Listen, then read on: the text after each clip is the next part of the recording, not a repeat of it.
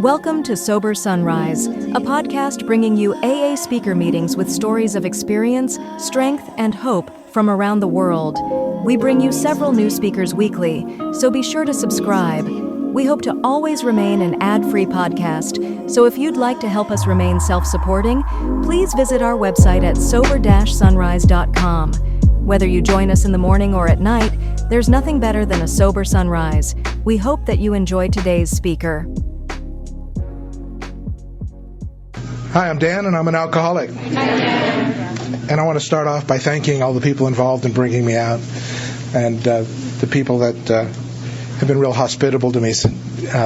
Kim I've been talking to for a few months now, right? And Dan picked me up at the airport and drove me around, gave me a grand tour, and had a continuation of that tour with Anthony and Lynn, and today Malcolm took me to lunch, and I got to see some more stuff. Vancouver is a lovely place. It really is, and I can see why they're saying it's one of the nicest. It's the nicest city to live in the world. And I don't know if you probably heard that already, though. But so it's a pleasure to have been given the opportunity to first to come out here and do this with you guys, and secondly to just the opportunity to see Vancouver. So again, as I said, I'm Dan, and I'm an alcoholic, and that's not something that I really believed that I was. And I thought an alcoholic was somebody that didn't have a place to live and didn't have a job, and basically, I was not the vision of what an alcoholic was in my mind. I just thought I really could handle my liquor well, a little bit better than most. Right? That was my idea of my drinking. Is if you could handle it like I would, you could drink like I did as well. But I learned a lot more later on. So first, I'd like to start off by saying that I'm from Santa Monica, and my home group is the, as outlined in the book, group of Alcoholics Anonymous, and it meets on Tuesday nights if you're ever in Santa Monica, and it's been my home group since my first year of sobriety back in 1989. So, and that's where I met a sponsor that changed my life, and that was an interesting comment considering I had 4 sponsors before that. All right. That's not the only meeting that I attend. It's hard for me to say which one's really my home group because I'm really partial to this big book study that's on Thursday night, and it's not so creatively named the Thursday night big book study. And we like to refer to it as full contact AA. Questions are allowed to anyone, from anyone. The format of the meeting is we're going to read one paragraph, and everybody can share on that paragraph as often and as many times as they want to share on that paragraph. As I said, crosstalk is allowed, and so it can sometimes not be for the weak at heart. It's rarely that newcomers don't like it. It's quite often that people with time don't like it, especially if they're not used to the format, because the normal AA pitch does not have a place in that group. It's in the format, and it's read by this paragraph that's read by the secretary in the beginning of the meeting. That the format of the meeting is the context of the paragraph read, and that if anything else is shared, if you get off the context of the paragraph, we're going to stop you. And people don't like to be stopped when they're sharing in Alcoholics Anonymous meetings, right? We've had people storm out of there on a regular basis. But what's more important, one individual's opinion of and entitlement to that they should be, that they're in an AA meeting and should be able to share whatever they want, or the whole group's conscience that we're going to have a discussion on the paragraph that's read, right? In that meeting, the group's conscience comes before any individual, and that has been a constant source of growth for me. Right? It's so easy to get into Alcoholics Anonymous and do whatever you do and go to your meetings and do whatever your sponsor says and hang around here for a while and say, okay, this is what AA is, and that's all there is for me. And I've worked with a lot of people with a lot of time who got just that way, thinking that Alcoholics Anonymous is only going to take me this far. Now I'm going to have to look for something to take me beyond Alcoholics Anonymous, and look for therapy, look for various spiritual paths, men's groups, all this other peripheral stuff that gets brought into Alcoholics Anonymous. And the sad thing is that my experience was it was hard to find someone that knew anything about the 12 steps in 12-step programs. And that's why I went through 5 sponsors in the first year. I didn't know the first 4. I didn't know that there was anything better than the first 4 that I had. I just know that it wasn't holding my interest, and I got to the point where my ideas were that I was going to have to figure out what's really going on here, because I wasn't really getting it from the meetings or the sponsors that I was working with. I was actually I had a couple sponsors where I was telling them what I think I should be doing, right? But that's me. And the bad part was they listened, right? And the fact is that a lot of people don't know how to sponsor people in Alcoholics Anonymous. They know how to be a friend. They know how to listen to their problems and how to be compassionate to those problems, right? And sometimes offer some great advice, right? But I think that I guess I want to start off with that kind of direction, because we're so used to other side, so used to looking at the steps in a linear fashion, with 1 at the top and 12 at the bottom. I like to look at it more like a clock face, right? With 12 back to back with 1, and because when I'm working my 12 step, when I'm working with somebody else, and we're talking about their first step, right? There's something that happens when I'm working with someone that was like me. A lot of people look at that from a different perspective when they talk about singleness of purpose and one alcoholic working with another alcoholic.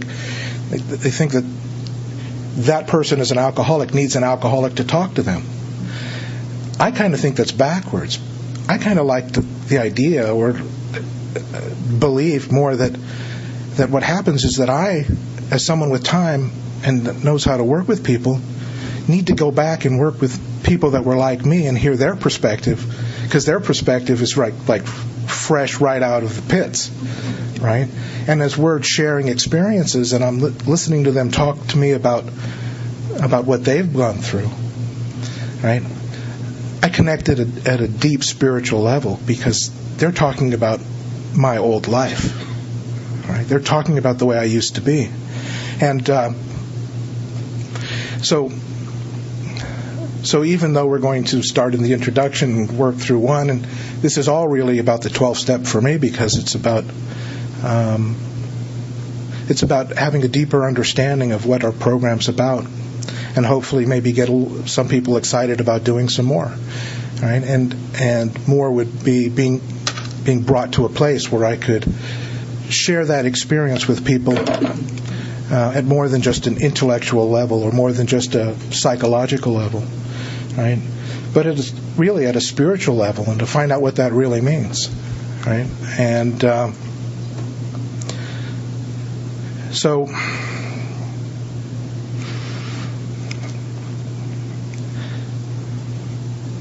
those are my 2 main groups. The Tuesday night, as outlined in the book, and the book study, and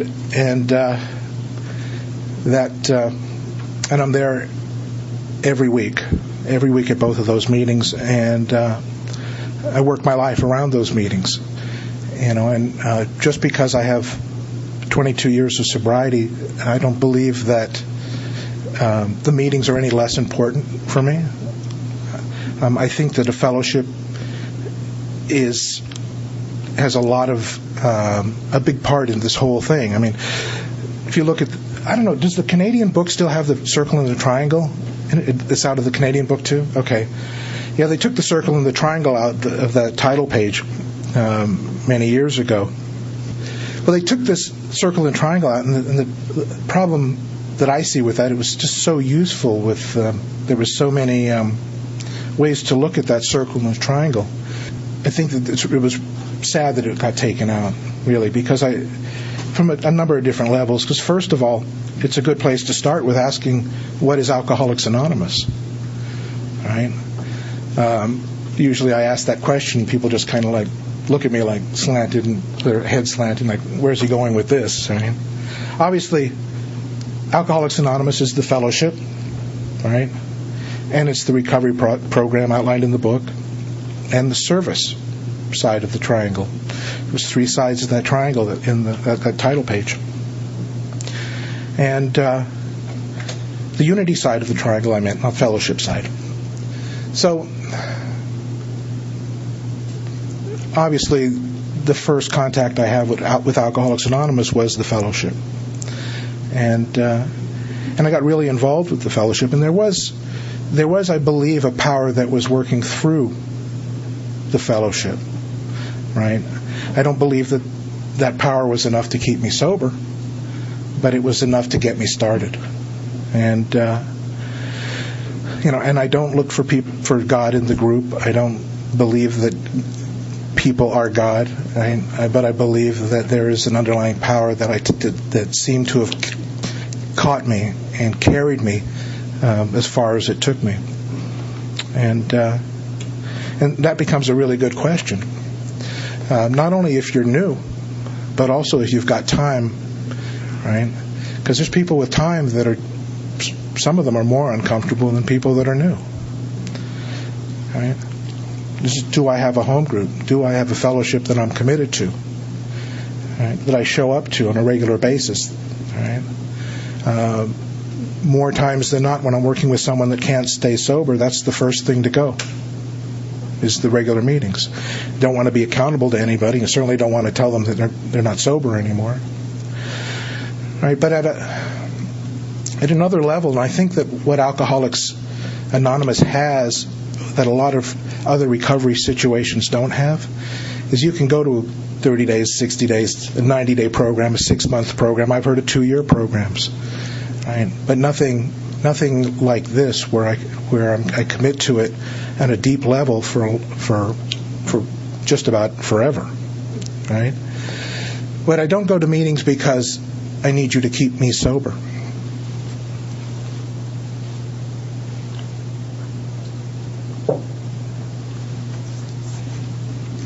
I go to meetings because I go for what I can bring to the meeting, right?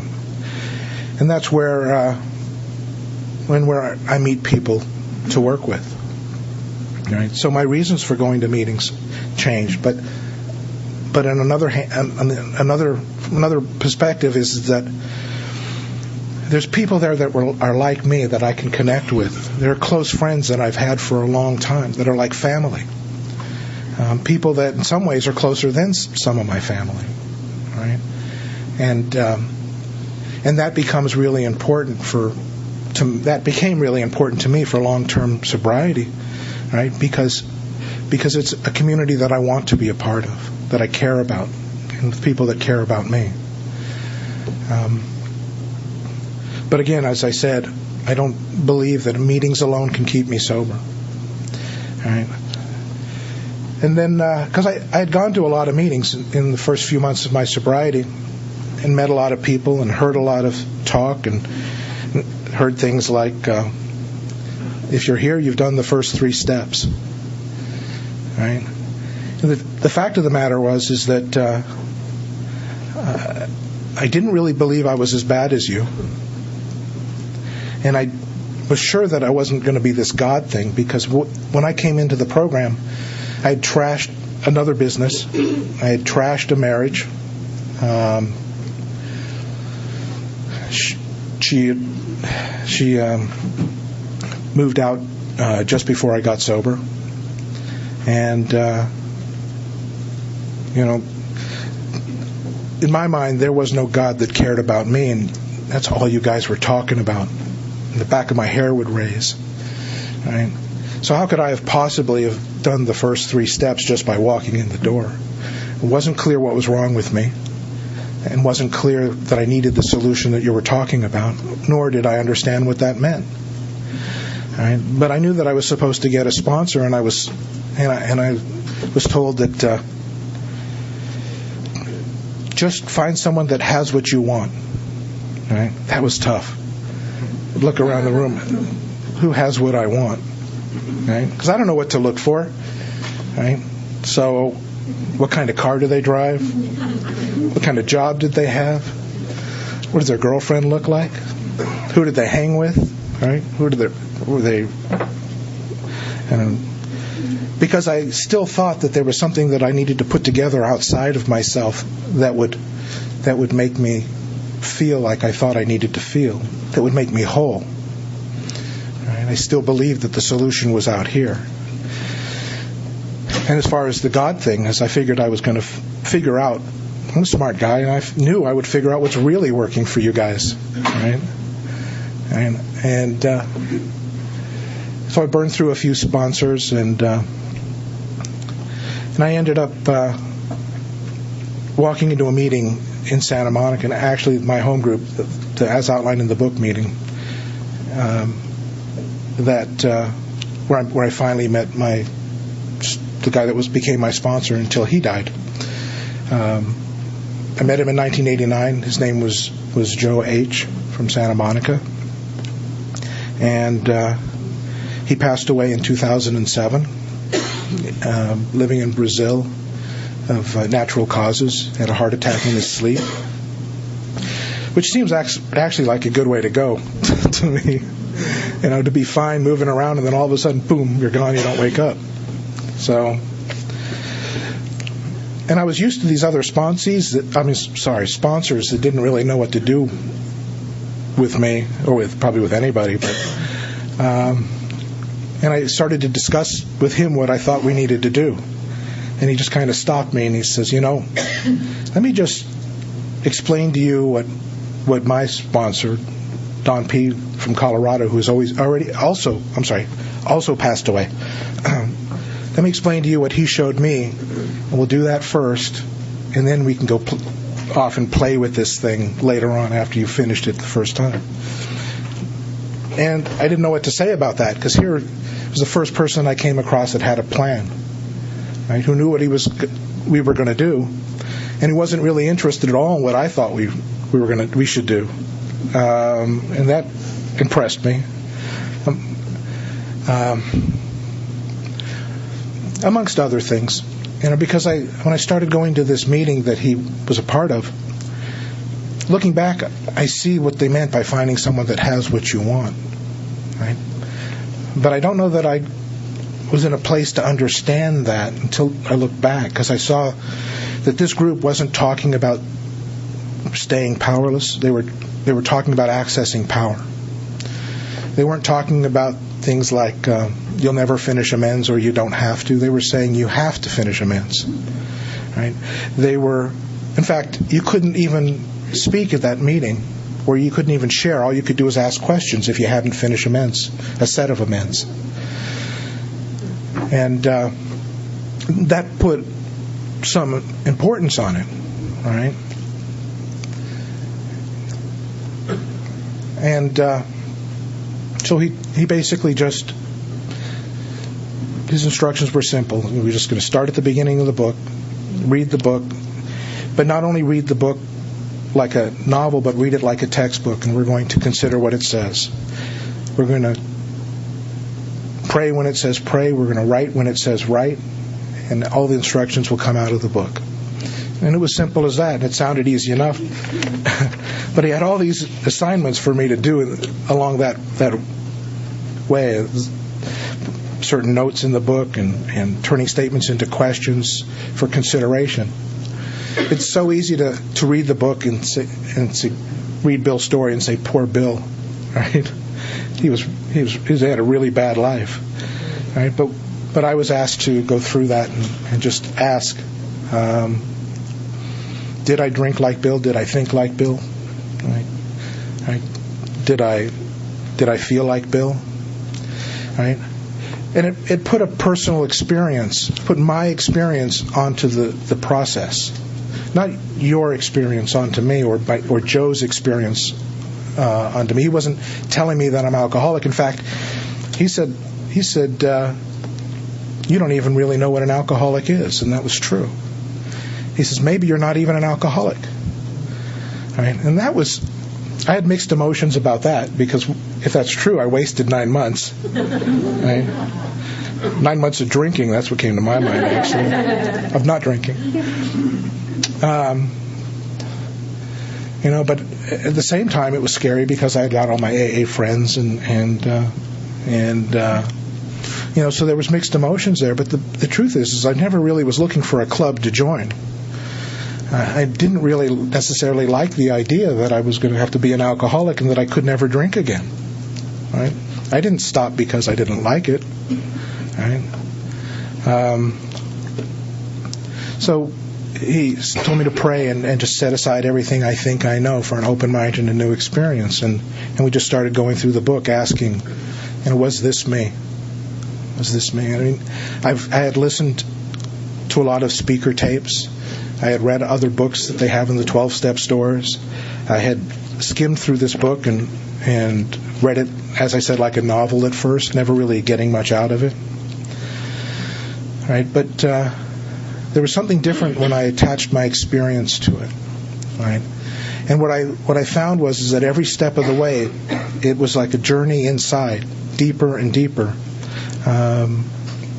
looking at the truth about how I drank and where that comes from, the mental state that precedes that, and what came before that, and just each step of the way chipped away at a little bit more of the idea that I don't need God or that I don't need you people, right? And that had to be chipped away because I was completely an atheist when I got here, and the idea of this being a spiritual program was very kind of bothersome to me. I mean, what is a spiritual program, and how can one really rely that there's a God? Those are all questions that came to my mind. It's like, how could you possibly even believe that this even is? How can you possibly know that this is a spiritual problem? Right? I didn't know any of that, and I had to be shown, and I had to have an experience with what all that means in order to go along with the idea that I need a power greater than myself. And I found that any time I've read the book or anything I've read on God depended a lot on there being at least a little bit of an element of willingness, right? And I hadn't had it.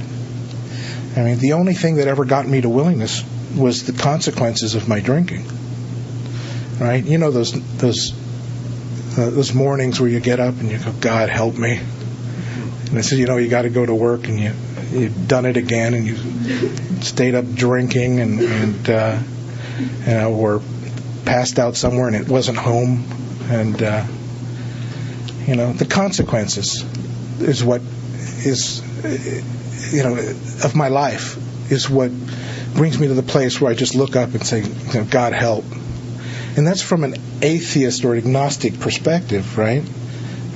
So it's the pain and suffering, the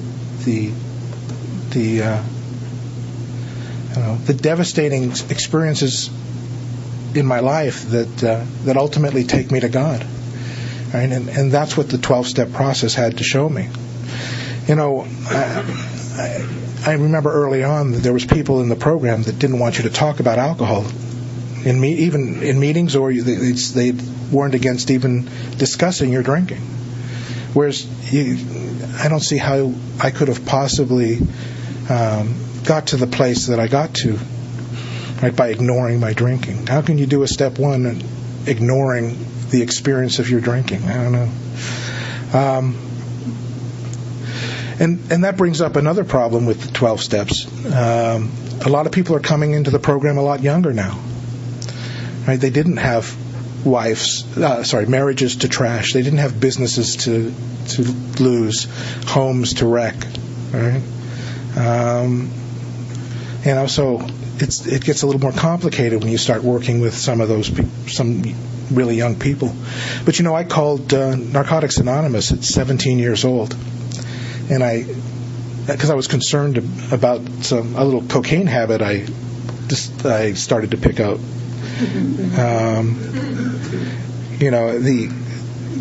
The tequila or the whiskey didn't seem to bother me so much, but this cocaine thing really scared me, and because I was using a gram a month.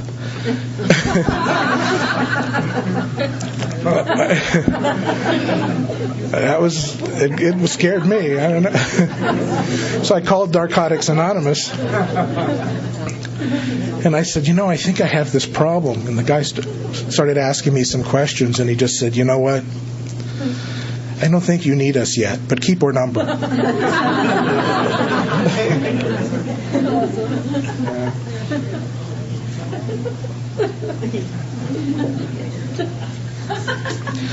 I did lose the number, but I did find it again. But this goes back to the talk about people that are young coming into the program. It's like if there was somebody there that I was talking to that would look at my drinking and the way I was living, and I would have probably avoided a lot of things that turned my life upside down a lot sooner.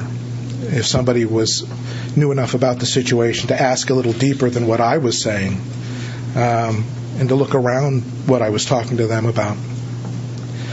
But still, I think that in some ways I see it that getting stopped too soon could rob someone of a first step experience. That would be another problem, right? So but still, I need somebody that could take me through this process, through the recovery process outlined in the book. I know there's other ways to do it. I know that some people like the 12 and 12. I know that some people like other literature from hospitals.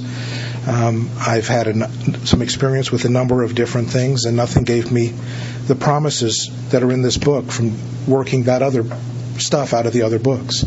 I had to do what was in this book to get these promises, and that was my experience.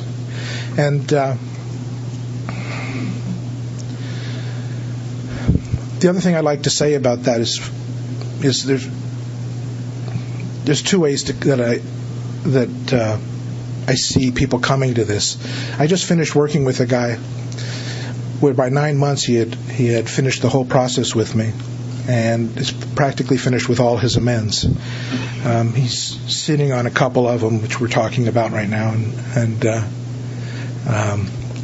but he took a year last Monday, his first year, and on that day, somebody with 5 years asked him to take him through the process, right? And he's only got his first year, right?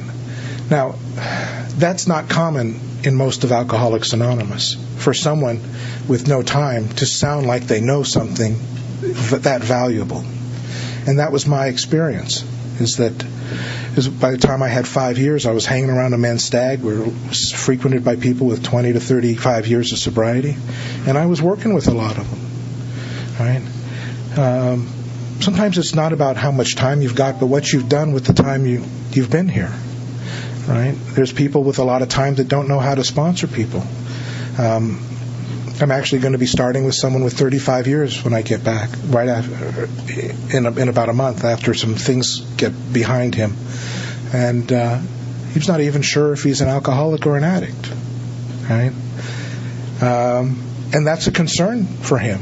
That wasn't my concern. That was what he told me, is he doesn't know what that really means.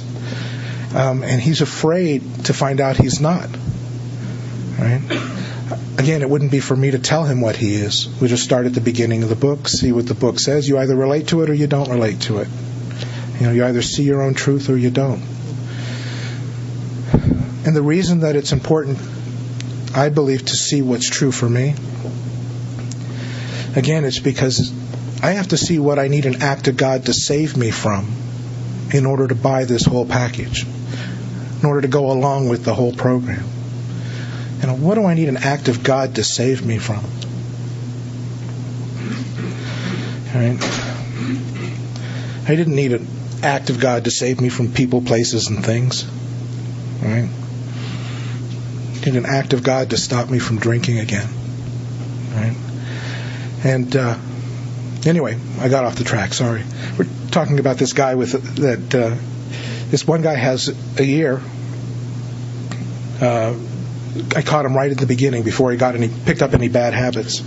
And it was good because he was a sponge. And people that are new sometimes are easier to work with than people with time. Right? But I get a lot of people with a lot of time that have never gone through the steps in a thorough way. And I see that there's a lot of old ideas to work around. And, you've been here a long time. I see this in myself. My ego attaches to what I know, and I believe I know the real truth about the real truth, and sometimes that's what can block me from growing, which is why I continue to go through the process on a regular basis. I'm not living off of my first pass through the 12 steps, but I meet people with time in the program that really haven't done too much. Right? And I can't tell you how many times I've worked with people that nobody want anything that they had to offer. They go through the process, and now they know how to work with people because they've had the experience of going through the process themselves. And all of a sudden, people start asking them to work with them. Right? So some people are attracted to just time, but there's a different message when you really have a deep understanding of this process, and it's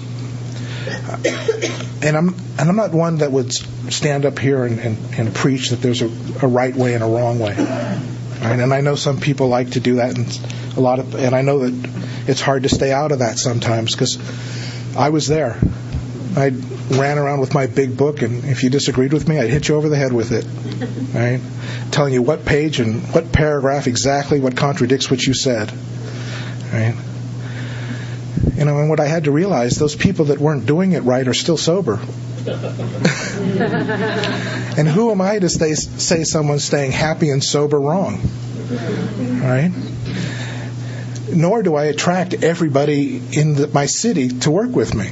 They actually attract people to them. Right? Go figure, right? The fact is that Alcoholics Anonymous somehow has created this enormous net, and there's a place for everybody. And don't confuse me saying that I agree with what some people do, right? But I'll attract the people that want what I have, and they'll attract the people that want what they have, and somehow, hopefully, it'll all balance out spiritually, right? And having a real tolerance for other people's viewpoints and shortcomings are what makes me more useful to people with time. Because if I take a hard stand and come at you and saying you're doing it wrong, and you might not even be an alcoholic, and you've got twice as much time as I have, it's not very well received. Right? But I did that when I was young in sobriety. I did that. I was guilty of that. Right?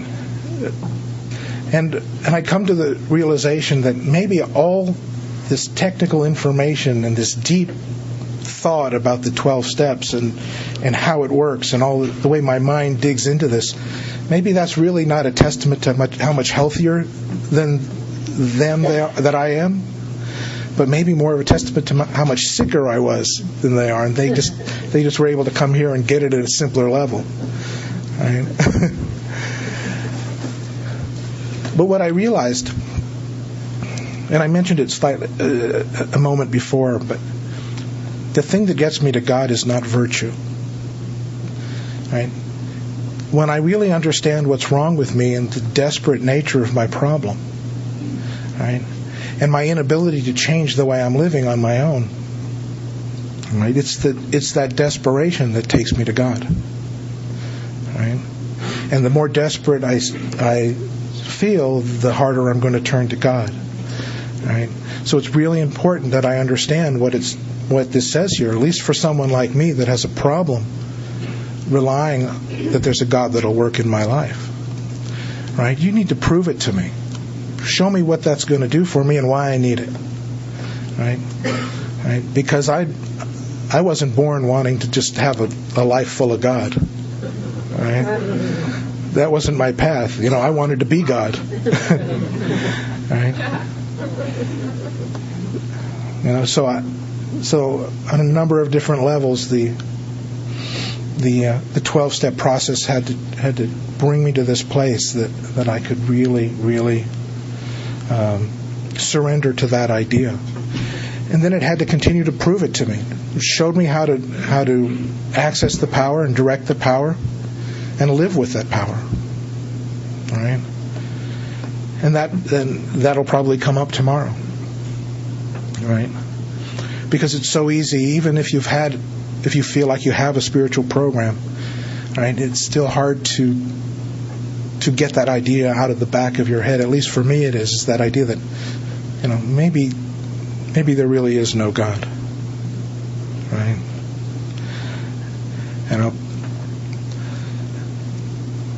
I have to get to the place where I've gotten far enough and deep enough into the process where it gets proven to me over and over again. Right? First, that there is something I can turn to, and then proof that it'll work in my life. Right? And the fact is that I don't always see that proof in my own life.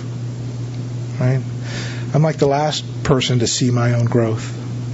But when you're working with someone, like this new guy that I'm working with, who's a pleasure, by the way, because he hangs on every word I say, and yes, there's a little ego involved. Okay, it's just he steals my stuff, so I can't share after him.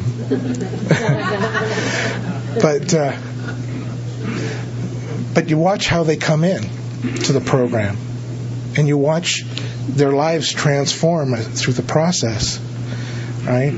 And it wasn't that anything I did. It wasn't like I can't keep him sober. I can't fix his life. I just showed him what I do in this book, right? And something else transformed his life, and he became what he became, and that was between him and God. And he is, and I see that in him, right? And I see proof. I see the proof of the power of this program and the power of God working in his life, right? Much quicker than I see it in my own, right? But nonetheless, if I didn't have this program to continually prove that to me, I would stray. I know that, because I seem to default into self-will, right? I seem to default into running my own life, right? Which is why the third part of that triangle, the service side, becomes so important. Now, a lot of people like to look at that service side as what they do in the meetings. The thing is, when you read this book, they're not going to talk much about meetings. I think there's one sentence referring to meetings in the whole front of the book.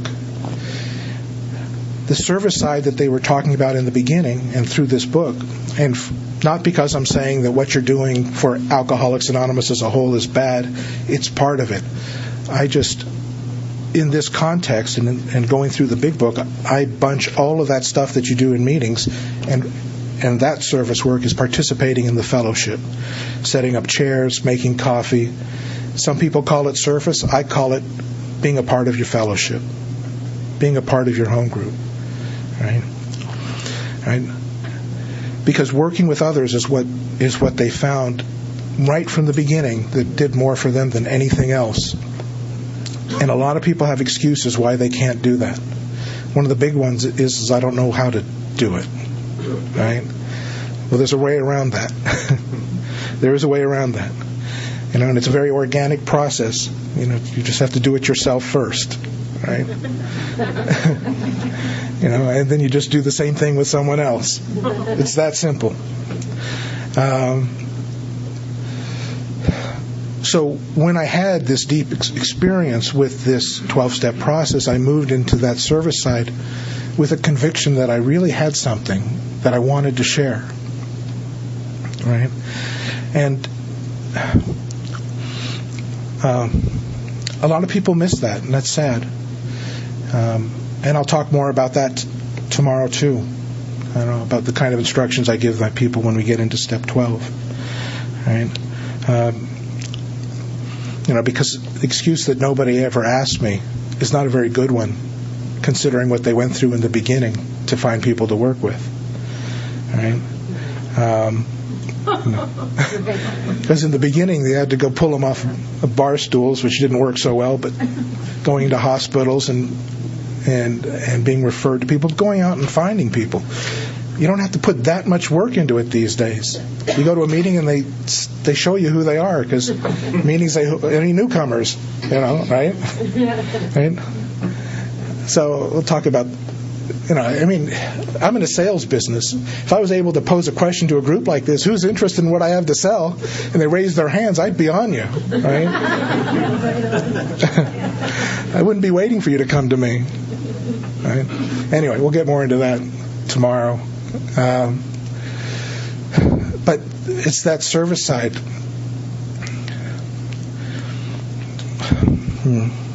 What should I talk about with that? I think where I'm going to go to with this now is those are three really important questions to start off with. Where am I with my fellowship? Do I have one? Am I committed to a group? A lot of people are. Some people absolutely are not. Right? Am I familiar with the recovery process outlined in the book? Am I in it? Am I working it? There's stuff to do constantly with that recovery process. And am I looking for people to work with? And how effective am I? Or do I feel that I fall short in that and I need to do better? Right? That's what Alcoholics Anonymous is. And I can't tell you how many people I meet that don't know what to do with people, and so they're not working with people. They couldn't tell you what's in this book, right? But they have meetings they go to regularly, because that's where they have to go to dump their unsolved problems, because they're living in a powerless lifestyle, and it takes a lot of power to live powerlessly. Right? Without an alcoholic without a solution is a tough way to live. Right? And many people in the program resort to therapy and all kinds of things. And don't get me wrong, I'm not saying therapy's bad. It has its place. Right? But ultimately, they'll refer you, if you're an alcoholic, they'll refer you back to us anyway. Right? Because even if therapy shows me the truth about something, I still don't have the power to do anything different. Right? And this is what this is about. This is about learning how to access some power and how to direct that power and use it in my life.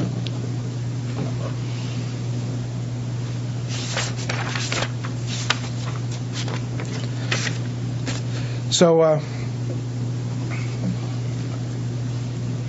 I use the contents page in the book to kind of lay out a plan of action.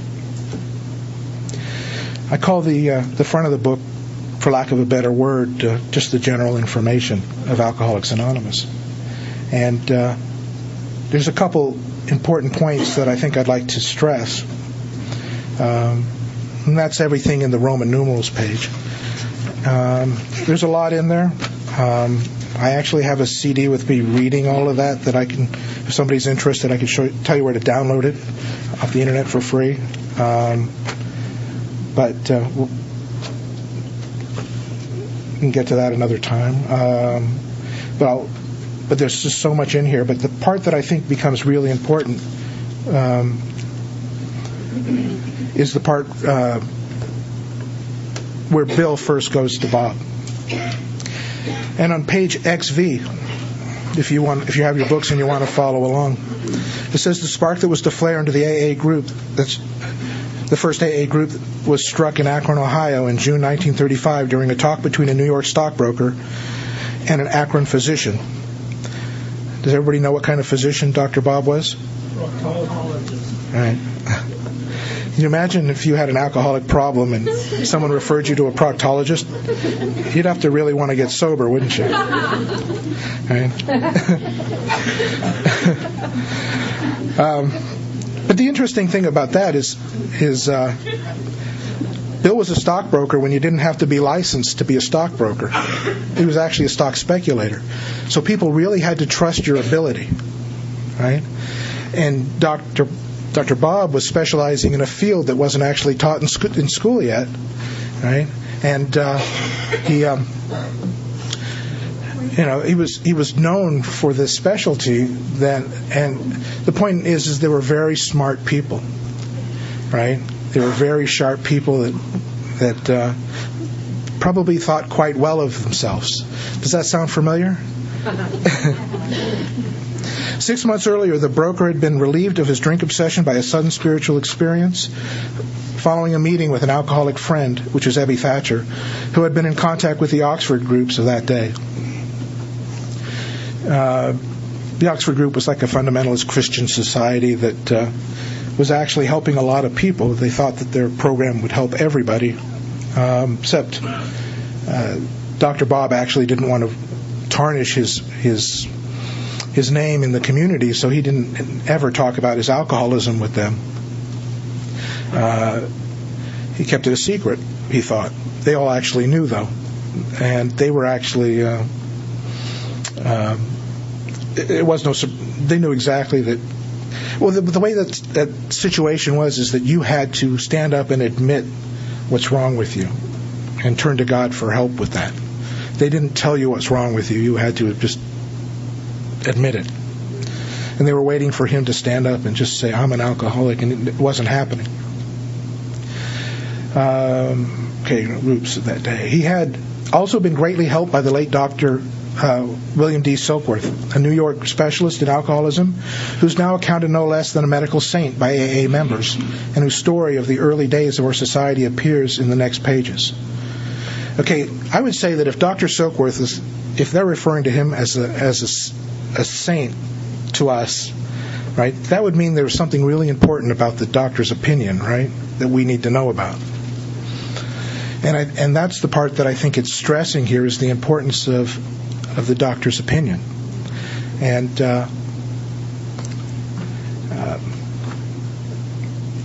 it says something here that's real important to note. It says, from this doctor, the broker had learned the grave nature of alcoholism. Though he didn't accept all the tenets of the Oxford group, he was convinced of, and it's going to name 5 things: the need for moral inventory, confessions of personal defects, restitution to those harmed, helpfulness to others, and the necessity of belief in and dependence upon God. There's 5 things there, and there were 6 tenets of the Oxford group, right? Which means there was one that he didn't completely agree with, right? Because it says he could not accept all the tenets of the Oxford group, but he was convinced of the need for these 5 things. So wouldn't it be good to know what that one is that he couldn't accept? Right? In my 4th edition, I work between a 4th edition and a 3rd edition, so I have to figure out which pages it's on in this book. 263. All right. 263 in the 4th edition, 292 in the 3rd edition. These are not the 6 tenets of the Oxford group. These were something that was adapted for early Alcoholics Anonymous, but it was very similar. The 5 that he could accept is 2 through 6. The one that he couldn't accept, complete deflation of ego.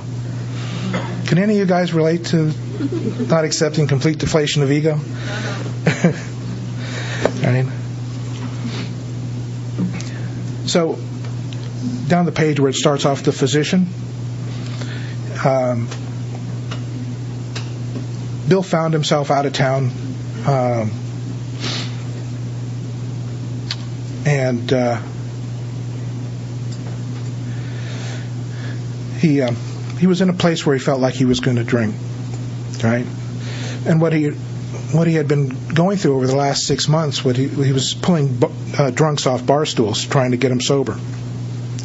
They weren't necessarily people that wanted to get sober, but they were offered a place to stay and food, and so kind of like a sober living for free. But he found himself out of town and in Akron, and he started calling around to see if he could find a drunk. And he went down this long list of calls that he had put out, trying to find someone that he could talk to. And one of those calls actually got him in touch with a woman named Henrietta Sieberling. And Henrietta Sieberling, turns out, was a member of the Oxford group in Akron. It happened to be the one that Dr. Bob was in. And Bill explained what he was looking for, that he's an alcoholic, and he needs to find an alcoholic that he can talk to in order for him to stay sober himself. And you know what Henrietta Sieberling responded with? He says, "Thank God we've been waiting for you." Right? That always sends chills up my spine.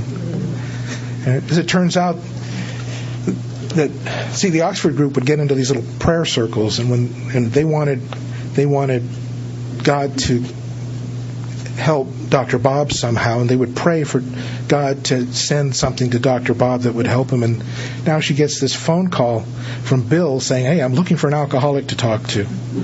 Right? So they just looked at that as just a miracle. Now, you could say it was coincidence. You can say whatever you like, but it was what it was, and that's what initiated their first meeting. The physician, we're talking about Dr. Bob, had repeatedly tried spiritual means to resolve his alcoholic dilemma, but it failed. So he had the solution. He was going to the Oxford group, and he was going to church, right? But I believe that just like Bill, is he couldn't accept complete deflation of ego, right? But when the broker gave him Dr. Silkworth's description of alcoholism and its hopelessness, the physician began to pursue the spiritual remedy for his malady with a willingness he had never before been able to muster. Right? The truth about the problem, right, and the realization that he absolutely cannot stop on his own, and the desperation of that was what got him to this place where the solution could work. Just a belief in God was not enough for him, right? Because he had to believe less in himself, right, when it came to this sort of thing. He had to see that he couldn't that there was no way he was ever going to stop on his own.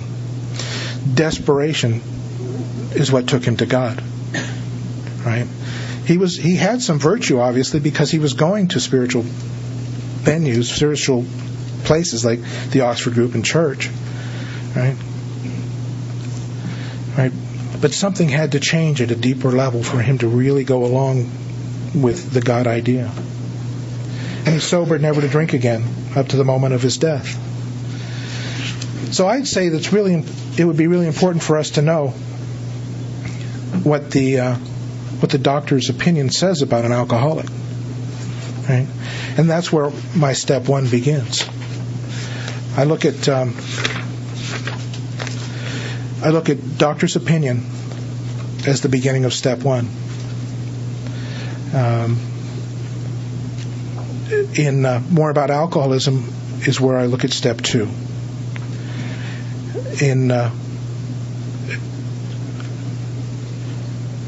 I'm sorry, I screwed that up. In We Agnostics, I look at step two. Right? And the beginning of how it works on page 58 is where I start to look at step three. After step three, it starts to tell you where the step is. Right?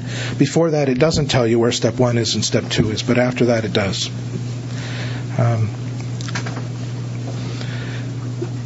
And that was a big question that got answered for me too, because there's a lot of people that couldn't tell you where step one is in the big book, right? They look in the 12 and 12 for step 1 because it says step 1, right? Don't get me wrong, the 12 and 12 is a valuable piece of Bill's material, and Bill wrote some really cool stuff. But I believe that if there would have been more than 4 pages for step 1 if they meant it to replace the big book. Because if you really read step 1 in the 12 and 12 critically, it refers to you have already talked to your sponsor about this, right? And that it's more of a something to read, I believe, when you've already understand what this is about through the big book. Right? It was never written to replace the big book. We're going to take a break until 8:30. Can we take our seats, please? Thank you.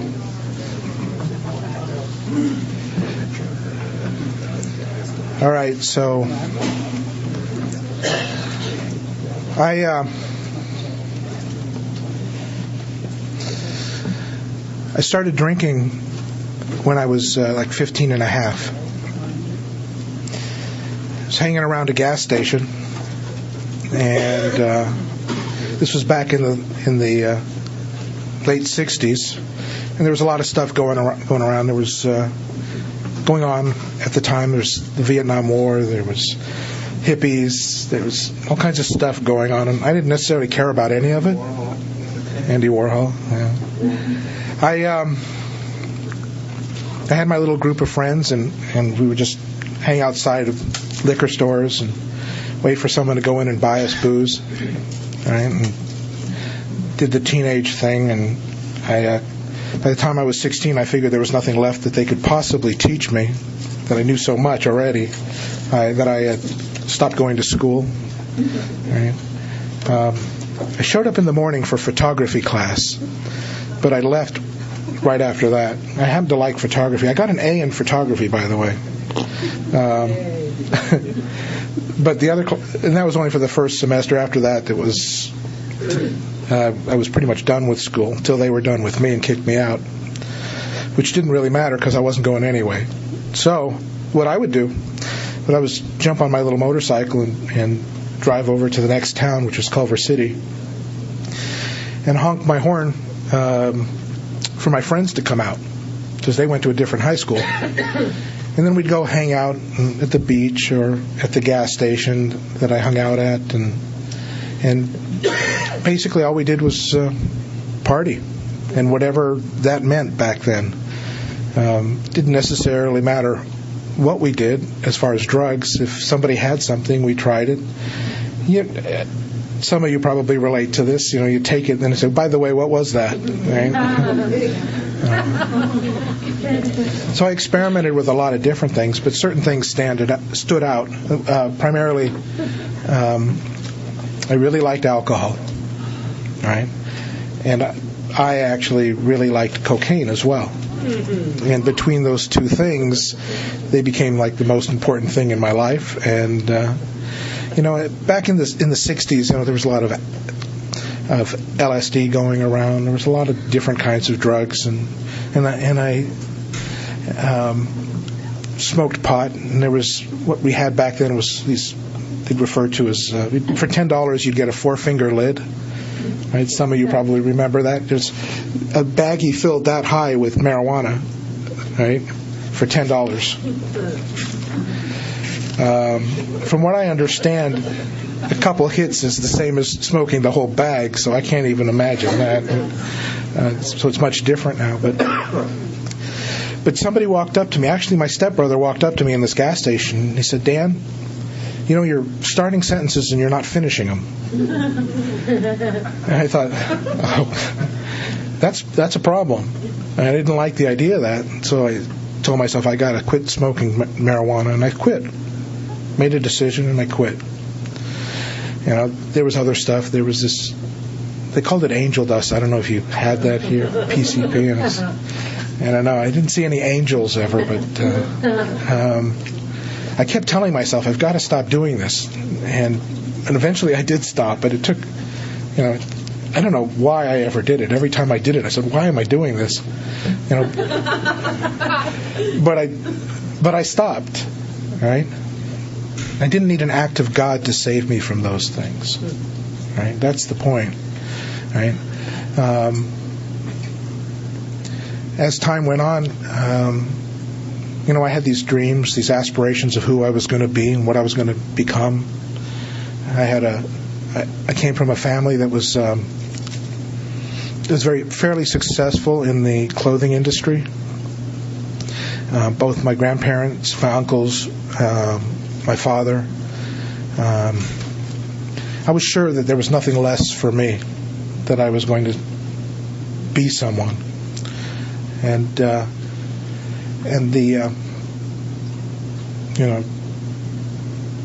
it was kind of disturbing to finally get to the point where I'm sitting on my couch in 1987,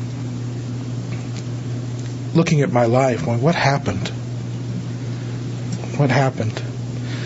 I really believe that it was just a matter of being serious and finally wanting to quit, and one day I would quit. Right? And I, but I'm looking around my life thinking, I was 32 years old. The wife had moved out. I was basically living in an apartment in a building that I was managing. So nobody knew that I couldn't afford to pay rent. So that's stealing, right? Although I didn't think of it as stealing at the time, because I felt that my job was so important that I deserved this, right? But then my job got so important that I thought it was even worth the paycheck, right? Which it wasn't, but I was in survival mode, because I got to the point where for the previous 3 or 4 years I was drinking way out of control, doing cocaine way out of control, and to the point where I had this factory a picture frame factory. Just ran it to the ground. By the time I was done, it was all I could do to sell off all the equipment to pay off whatever bills I could, and just basically waste the rest of the money on alcohol and drugs, and just left me in this place of just completely bewildered by how could somebody with so much potential be in such a bad place, right? And I was sure that it was just the drugs, so I stopped the cocaine altogether, right? Always knowing that in the back of my mind that the fact was I didn't really believe that I was going to be able to stay away from the drugs for good, because it kept talking to me. But I absolutely knew that the alcohol was such a big part of my life. I couldn't perceive a life without it, yet the consequences were becoming more and more obvious in my life, right? But I couldn't see a life without it, so I figured that just stopping the drugs would be enough, and that I would taper off with the alcohol. And that was in 1987, and I made this commitment to myself that I was going to not drink enough for there to be consequences in my life. Right? I still believed that I could do that. Drink just enough just before the consequences, right?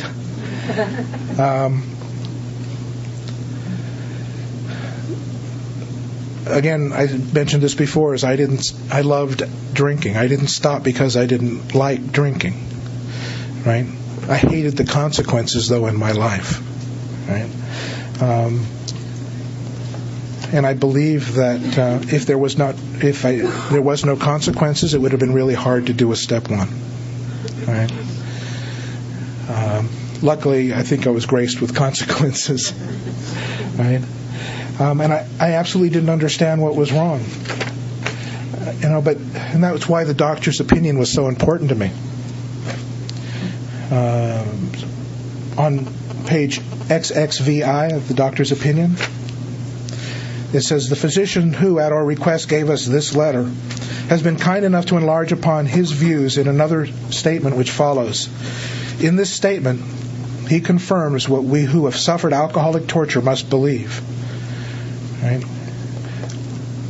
Right? My alcoholic torture was being completely baffled by the impact that alcohol was having on my life. Right? And absolutely not understanding why this thing that I thought was feeding me was really bringing me to a point of, it was really starving me spiritually to death. Right? Couldn't understand why I was in such total lack of control. It says, lost my place. As follows. Must believe. Okay. That we must believe that the body of the alcoholic is quite as abnormal as his mind. So now it's making a differentiation between my body and my mind. Right? It says it did not satisfy us to be told we could not control our drinking just because we were maladjusted to life, we were in full flight from reality, or were outright mental defectives. These things were true to some extent, in fact to a considerable extent with some of us. I believe that is all true for me. But those are all things that went on in my mind. Right? Those are things that were, I think that they're making a differentiation between that this is what's going on in my mind, but let's look at the physical results of your drinking. Forget about what you're thinking about drinking. Forget about the obsessions, forget about any of that stuff. Just look at the facts. Right? It says, but we are sure that our bodies were sickened as well. In our belief, any picture of the alcoholic which leaves out this physical factor is incomplete. Right?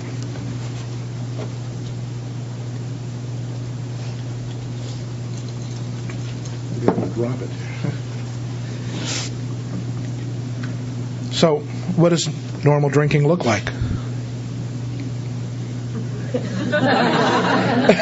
I know, wrong crowd to ask, right? My grandmother, everybody used to always buy her booze for presents for Christmas and whatever, and she always used to say, I don't know why people buy me all of this stuff. It was always the sweet stuff, the Baileys, and I remember one day she got this giggle, right? She says, you want to get drunk? I thought, oh God, no, not with my grandmother. So she took a couple little glasses and poured a couple drinks, right? And I figured, okay, and it was that Bailey's, I think. Yeah, it was Bailey's, and she took a couple sips, and I took a couple sips, and she took a couple sips, and I took a couple sips, and I think it went back and forth a couple times like that. And then she got this smile and this little giggle, and she says, I'm starting to feel it. I better stop. All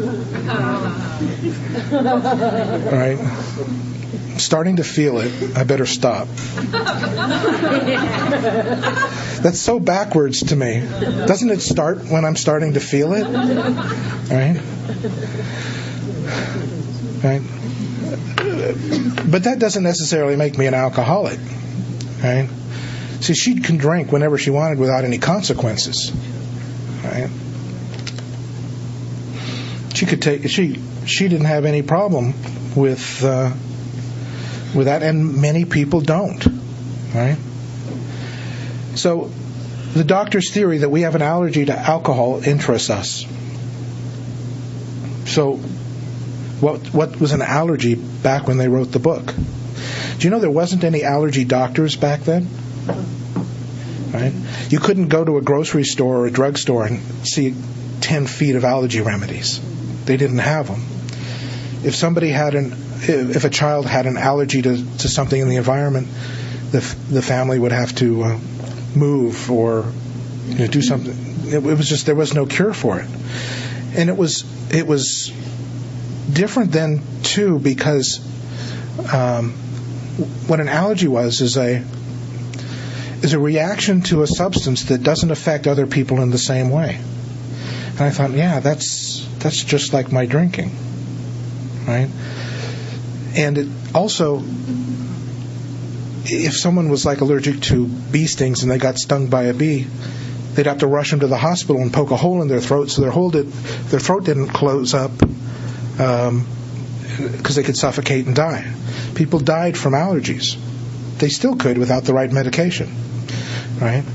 But back then it was a life-threatening problem that affected some people in ways that didn't affect others, right?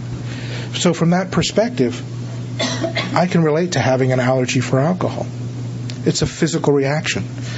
Much like if you're allergic to grass. Some people can't. I can't sit in grass without starting to itch. Is it got anything to do with what I'm thinking?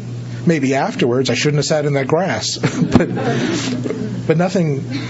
It was a completely physical reaction. Now, if you went to a scientist or a doctor and said they say I have an allergy to alcohol, maybe they wouldn't completely agree with that. There's probably conflicting ideas as far as whether we're really allergic to alcohol, right?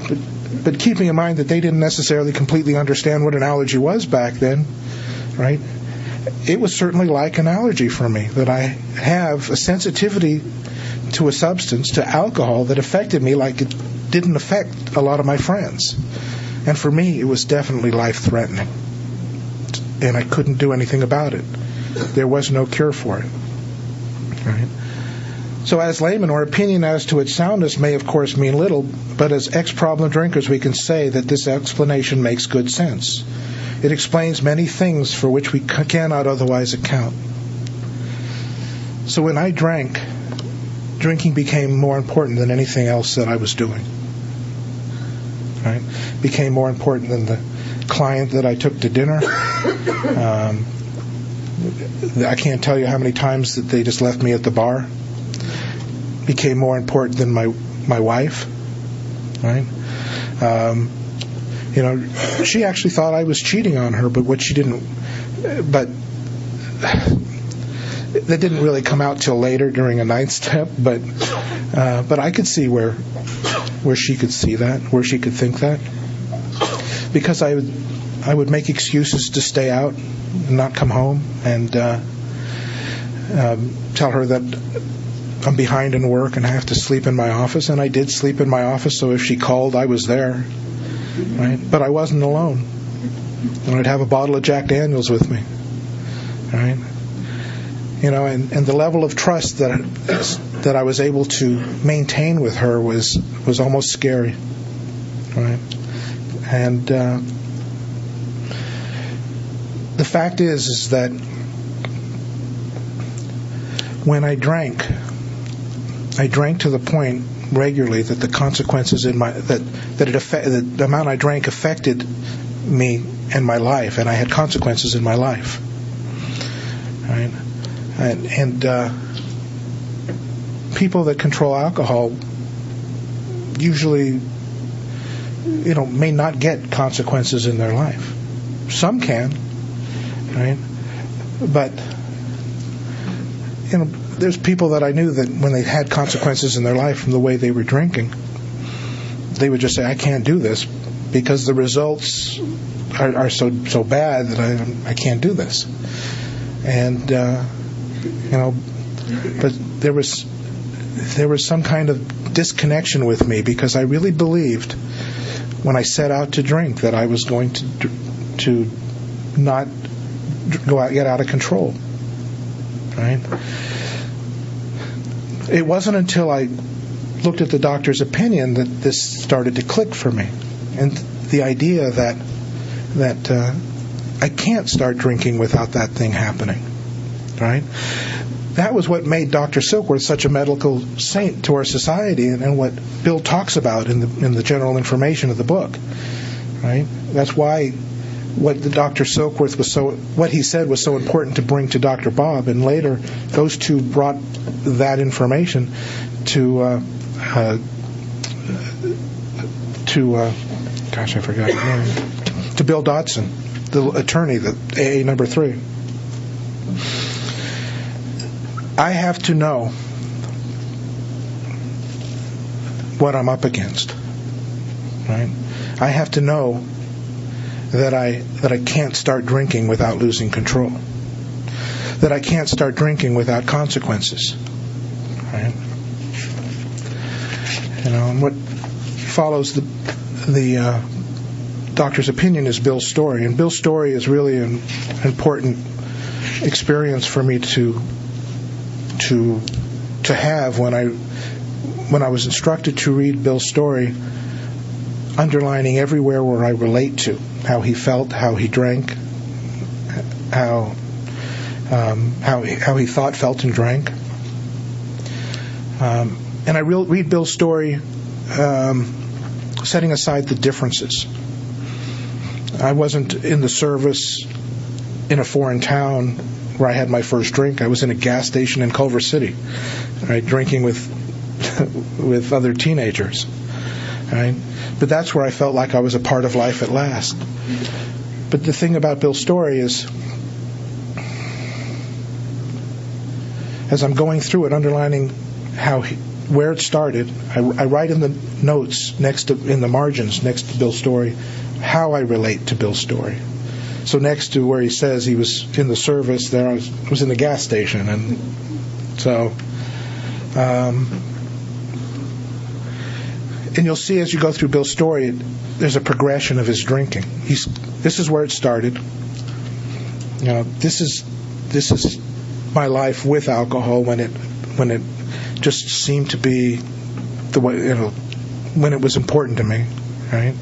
And somewhere around the page 4, it starts to take a turn and decline until it hits this bottom on page 8. So there's this curve.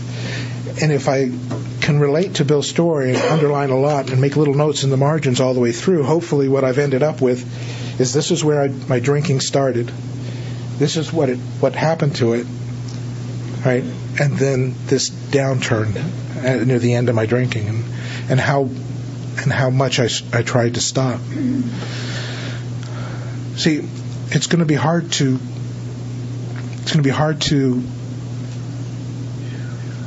see the depth of my hopelessness when I focus on how much I enjoyed drinking and how much I drank. Right? I have to at some point get to the point where I have to see that it got to the point in 1987 where I made some firm commitments that I was going to drink differently. Right? This has to stop. It stopped the drugs, but for the next 2 years, I found myself walking to the liquor store over and over again, baffled by why I was still doing it. Right? Because there's a question that has to be asked. Is why is it if I see that I had consequences for how much I drank, why did I keep drinking? Why did I keep going in spite of losing businesses and trashing relationships and marriages? Actually, you know, why knowing that it was affecting my life? Why was it still so? Why couldn't I change the way I was living? You know, I'd go to sleep telling myself, I've got to stop doing this, and before I'd even open my eyes in the morning, just as I'd wake up, the first thought that would come to my mind was, when am I going to get up and walk to the liquor store and get some more whiskey? Right? And that situation went on for the next 2 years. That kind of thinking, where I found myself talking out loud, walking to the liquor store, just why do I keep doing this? So somewhere around page 8, some of that stuff should come up as you're going through Bill's story. The second half of Bill's story, page 9 through 16, will basically outline his program of recovery. And you can actually identify all the 12 steps in that section. Just the basic ideas of it. And so there's a great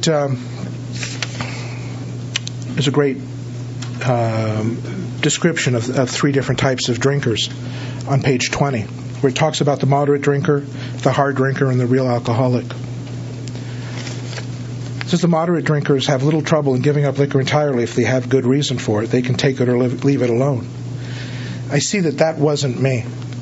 Right? When I came to the point where I absolutely knew that I had to stop living like this, right? I couldn't stop. It says then we have the certain type of hard drinker. He may have the habit badly enough to gradually impair him physically and mentally. It may cause him to die a few years before his time. If sufficiently strong reason, ill health, falling in love, change of environment, or the warning of a doctor becomes operative, this man can stop or moderate. Although he may find it difficult or troublesome, and may even need medical attention. Right? There's people that medical attention will actually help. You know,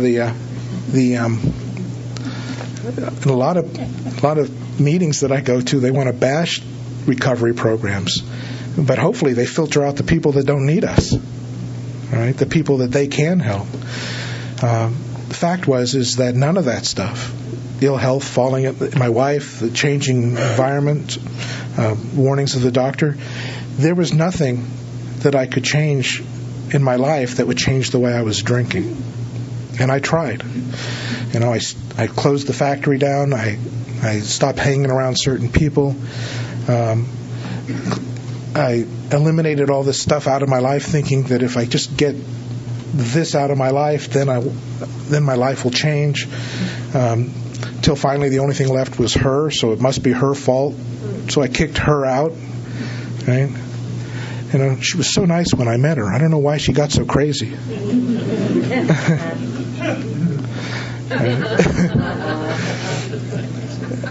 I know now why. It was living with me. I drove her that way. She just was baffled by the turn that her life took as a result of the turn that my life took. I think I don't know. Well. It says, but what about the real alcoholic? He may start off a moderate drinker, and I did, and he may or may not become a continuous hard drinker. But at some stage of his drinking career, he begins to lose all control of his liquor consumption once he starts to drink. Right? So now I see that I can relate to that part of it. Right? That I could not start drinking and know really what was going to happen. Right?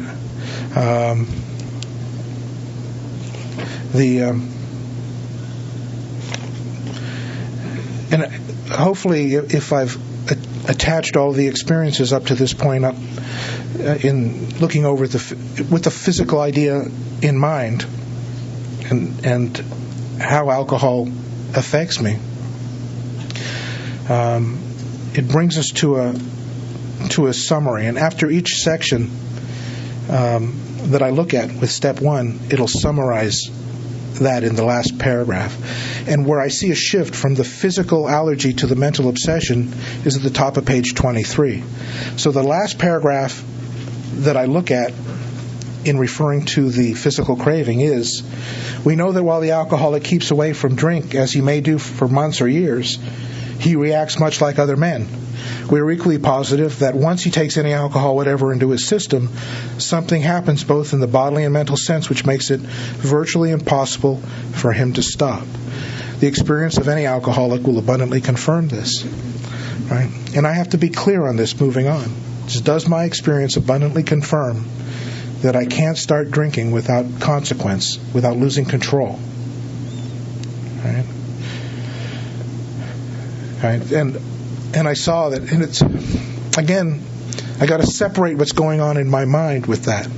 I look back at the history of the trash businesses and the trash marriage and see how it's attached to how much I drank and how I was living. Right? My experience abundantly confirmed that alcohol was impacting my life at a deep level. Right? It was confused by those times when I did go out and have a drink with somebody and didn't have consequences. And the delusion that I can control it was strong. And I was so sure that one day I would straighten my life out. But the fact is that day never came, and I never really knew when I would drink to the point of consequence. Right? I had no control over when that would be. Right? So that section ends with a summary, and the next section for the mental part will start with a question.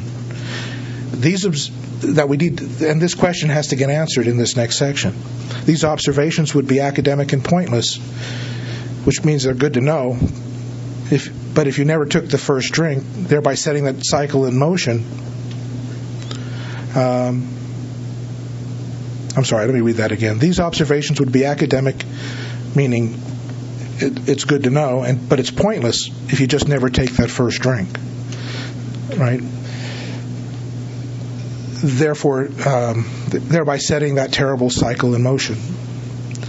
So that brings up the question: why is it when I saw that alcohol was such a consequence in my life and caused so many problems, why didn't I just stop drinking? Right?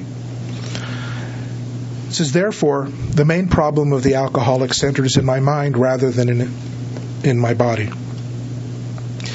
And this sentence gets so pulled out of context. Right? And I'm going to get back to that. Okay? Because we're still in the first half of step one. We're not even in the second half of step one yet.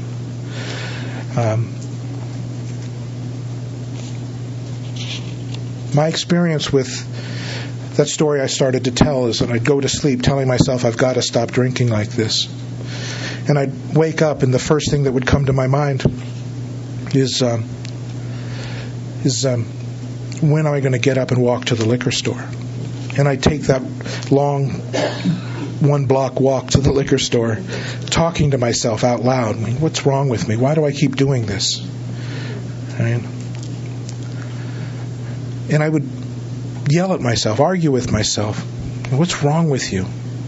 And I believed that I had such a strong will, and it was true, I did. Right? But for some reason, it wasn't there when it came to the drinking situation. Now you got to remember the times were different. This was 1987, and it meant something completely different when somebody was walking down the street yelling at themselves. Now you just assume they're on their Bluetooth. Right? In 1987, it meant something different, which was more accurate. It meant they were crazy. Right? So, to go along with the idea that therefore the main problem of the alcoholic centers in his mind rather than his body, right? I could see that. I could see that I had a mind that just kept wanting to throw alcohol on it.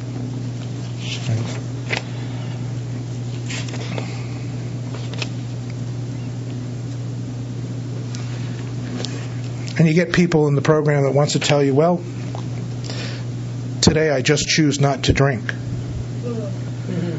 I wonder what the choice was when someone with time drinks.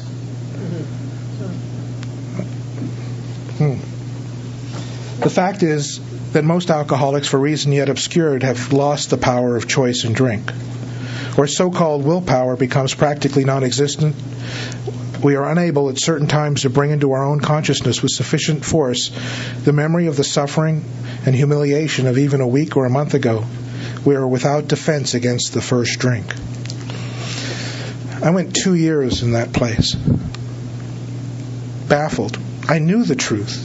I knew that I had to stop drinking, but completely baffled by my inability to stop drinking. Not everybody experienced what I'm talking about. Some people get stopped quicker. I just happened to be in a situation that I kept myself in a situation where nobody really had control or any influence on my life. I was managing where I was living. As I said, I wasn't paying rent. Threw the wife out, got her out of the way because I knew that it wouldn't be so bad if she wasn't nagging me like she was. I was basically on this path to just continue as I was, and nothing externally was in place to stop me. I had a regenerating bank account every month. I had rents come in. And mind you, I didn't own the building, so I know it sounds good, but it wasn't my building. The next paragraph on page 24, after that choice paragraph, talks about thinking it through. The almost certain consequences that follow taking even a glass of beer do not crowd into the mind to deter us. If these thoughts occur, they are hazy and readily supplanted with the old threadbare idea that this time we shall handle ourselves like other people. There is a complete failure of the kind of defense that keeps one from putting his hand on a hot stove. Right? That's one of the first definitions of insanity for me in the book. The failure of the kind of defense that keeps one from putting his hand on a hot stove. You know, I must have been about 4 or 5 years old when I got a bunch of extension cords, right? And I, for some reason, got the idea that I was going to plug a bunch of extension cords into outlets and then connect them in the middle, right, with some scissors. That experience left me in a place with deep respect for electricity. You know, I never had the urge to do that again. Right? But when it came to alcohol and what it was doing to my life, right, that same ability to, that same mental defense just wasn't there. Right? And as I said, it went on for years.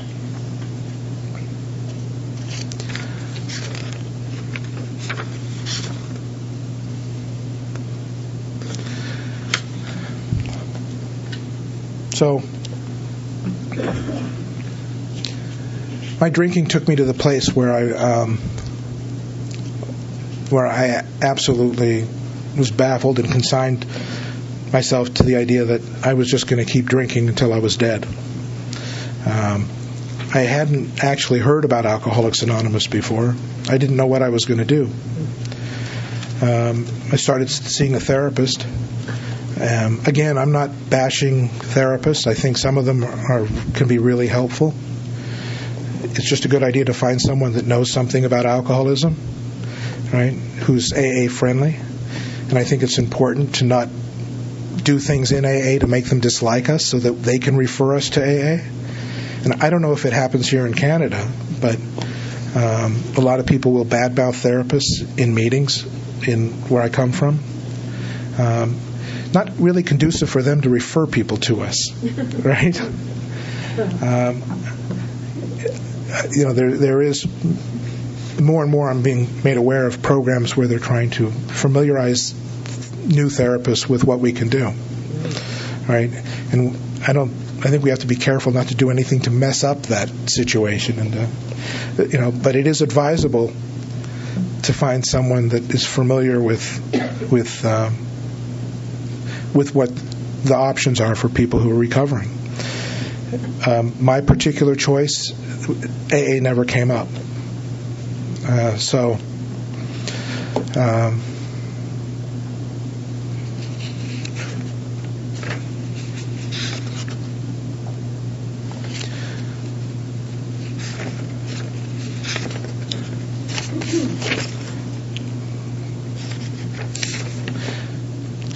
We've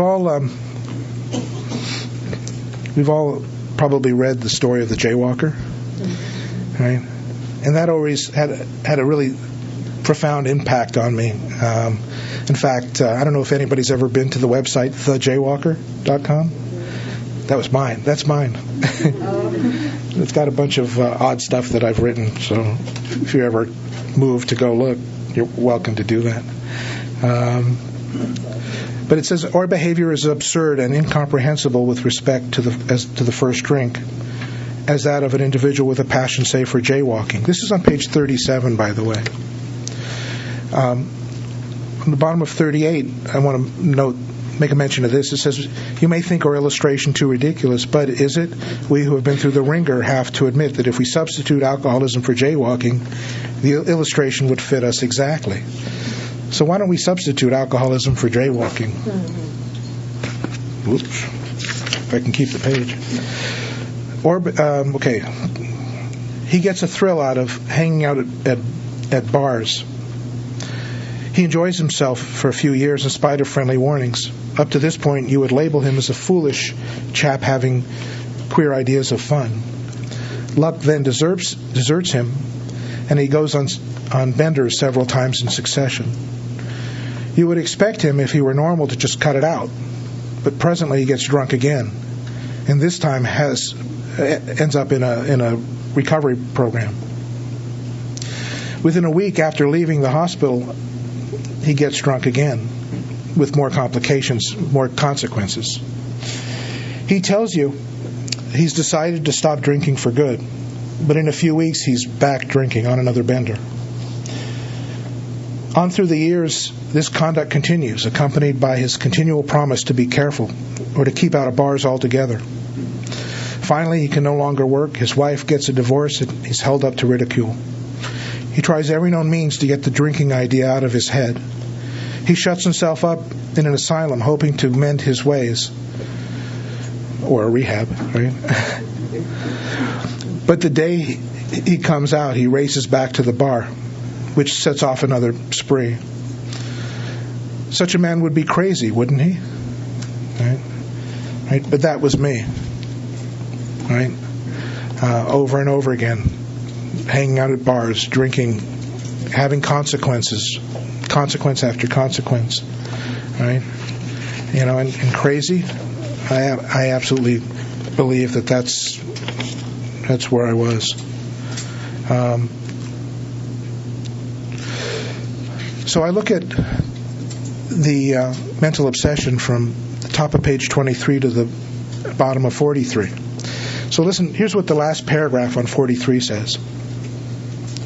Once more, the alcoholic at certain times has no effective mental defense against the first drink. Except in a few rare cases, neither he nor any other human being can provide such a defense. His defense must come from a higher power. Right?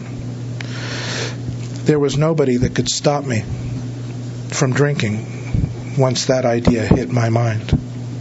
There was nobody that could stand between me and that bottle. Right? If they tried to, I would get them out of my life. So that's the first half of step one. And I ask a question here.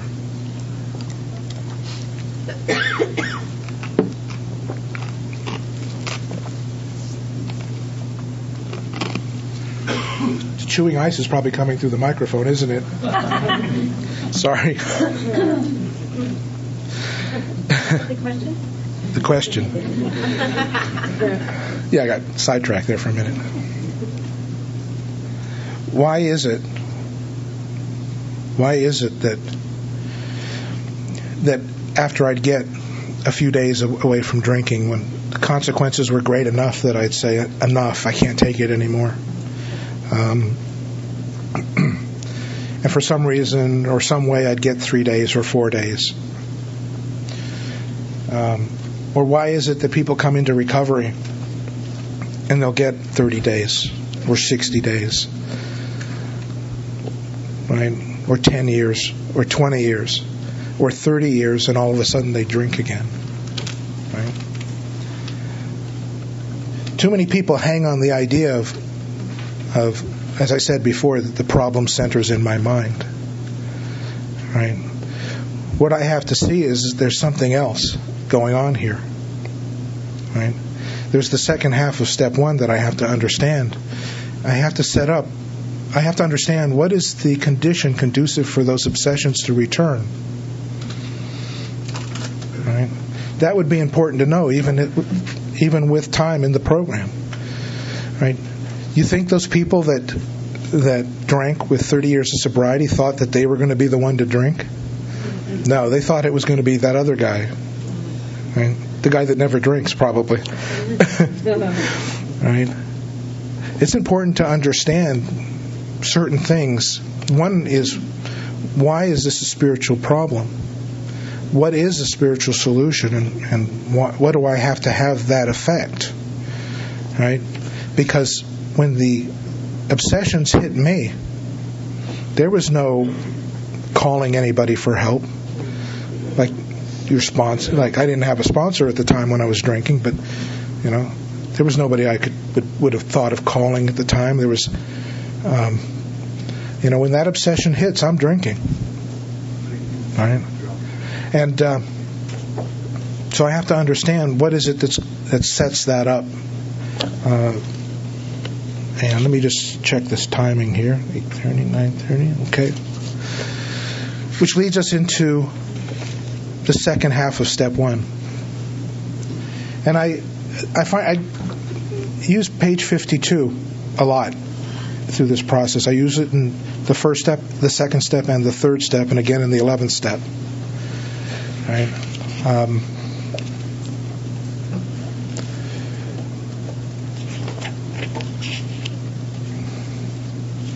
So let's go to page 52, where it says we had to ask ourselves why we shouldn't apply to our human problems the same readiness to change our point of view.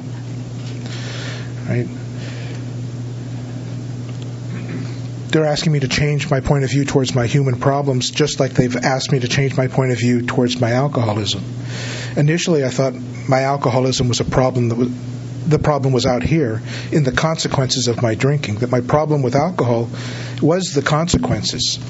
Right? But what it's talked about so far in the book is the idea that I have a mental obsession that sets up a condition that takes me to that first drink, and then I lose control. Right? That's much different than what I thought was really going on. Right? I just thought if I rearranged my outside situations that I wouldn't have to drink. Right? But they're talking about a problem that's going on inside of me. So here it's asking me to look inside for my other human problems, to change my point of view. It says we were having trouble with personal relationships. Was I having trouble with personal relationships? Not just love relationships. I was having trouble with family. I was having trouble with my customers in my business. I had trouble with friends. Right? It says we couldn't control our emotional natures. Right? And I saw that I couldn't control my emotional natures. But at a deeper level, when I started to understand what they mean by the nature of it, not just my emotions, the way I differentiate between those two is I show you the emotions that I want you to see. Right? But you don't see what's underneath, what's inside of me, and that's my emotional nature, is the part of my emotions that are inside of me, not what you're seeing. And it's the part that's inside of me that I can't control. Right? It says we were prey to misery and depression. Right? Are you vulnerable to misery and depression? Right? The times when you don't want to answer the phone and you keep the drapes closed and right? I can't just get myself out of that. I can't just talk myself out of that. Right? All the mirror work in the world's not going to change that for me. You know what mirror work is, right? You look in the mirror and smile at yourself and tell yourself how great you are. Right? That doesn't work. That kind of stuff doesn't work for me. Couldn't make a living. Right? I never had a life that I was satisfied with. Right? There was times that I had money, and there was times when the relationship seemed good, but she was never good enough. The money was never good enough. The car was never good enough. Right? I never had a way of life that was comfortable or that was enough. So we had a feeling of uselessness. Right? I wasn't really thinking about too many other people at the time, so that didn't stand out as a glaring problem. But but looking back, I see that I was pretty useless, and that's something that could come up later on, really, when you're further down the line here in the program. Because sometimes people that read this for the first time with time in the program, right, feeling useless in the program. Right? It says we were full of fear. fear pretty much steered the course of my life. Right? It was the thing that stopped me from painting that picture or writing that book or going back to school and doing the things that something inside told me I just wasn't going to be able to accomplish. So we were unhappy. I was certainly unhappy near the end of my drinking. Right? We couldn't seem to be of real help to other people. Right? Now, I definitely related to those things when I was new. Now, another problem, though, is with time and with experience, sometimes you can go back to this and relate to those things again. Right? Time does not necessarily save you from this condition. Right? What I had to see is that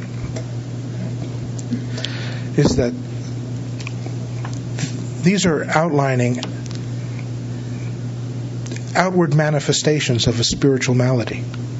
They aren't the spiritual malady, right? But they're the result of a spiritual malady. Because my spiritual malady is transparent. I don't see it. It's deep down inside of me. What comes out of me is problems with personal relationships, can't control my emotional nature, prey to misery and depression, all these things. That's what's out here, right? It's a sign. If you can relate to these, it's a sign, okay? But the good news is there's a cure for it. There's something you can do, that we can find in this book that will take you out of that place. Right? Just want to throw that out there. So nobody doesn't want to come back tomorrow. Well, if it's all hopeless, no. So, is there any artists here? Good.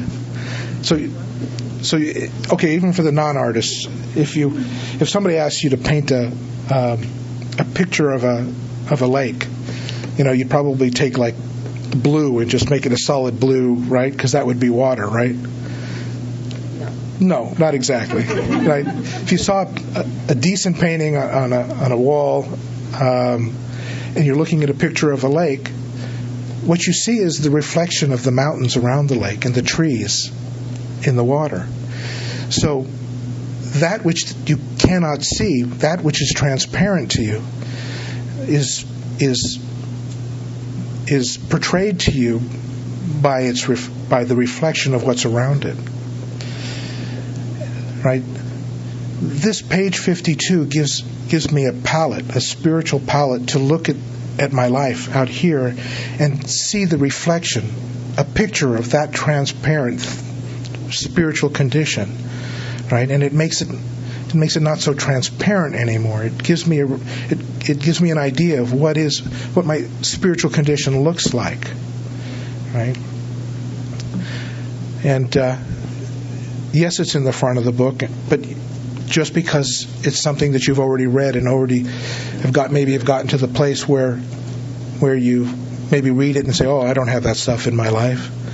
Right? My experience is, after almost 22 years of doing this, is it comes back. Discomfort in these areas come back. Maybe after I've done it for a couple more years, that won't be the case, but I don't think so. Right? It explained to me the idea, though, that this is a spiritual a spiritual program for people with a spiritual problem, and this shows me what my spiritual condition is, right? And what I have to see is this is the second half of step 1, right? And I have to understand that the spiritual malady sets up the condition conducive for the alcoholic insanity to return. The obsessions return and I drink again. Doesn't matter what's going on in your mind, because I was drinking, telling myself I shouldn't drink. Right? I've been sober telling myself I should drink and I couldn't. Right? Let go of the idea that the problem centers in your mind. Right? Your problem is spiritual. and your mind is dragged around, is going to be directed by that, right? If you're in a good spiritual place, it doesn't matter what your mind is thinking, right? You can't drink. If you're in a poor spiritual place, then this stuff will be obvious in your life, right? And it's a warning sign that you're not in fit spiritual condition. Time does not save you from that. The proof is around us. It's one of the advantages of the program, is that you get to see people with time not stay sober, right? I'm not saying I'm glad they did. I'm just saying, we need to see that just staying sober never kept me sober, right?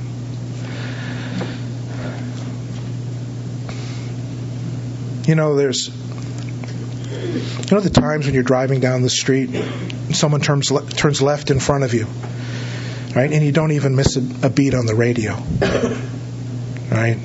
Don't even think twice about that person that almost killed you. Right? The next day, same intersection, might not be the same guy, but someone turns left in front of you, and your hand's out the window telling him he's number one. Right? What changed?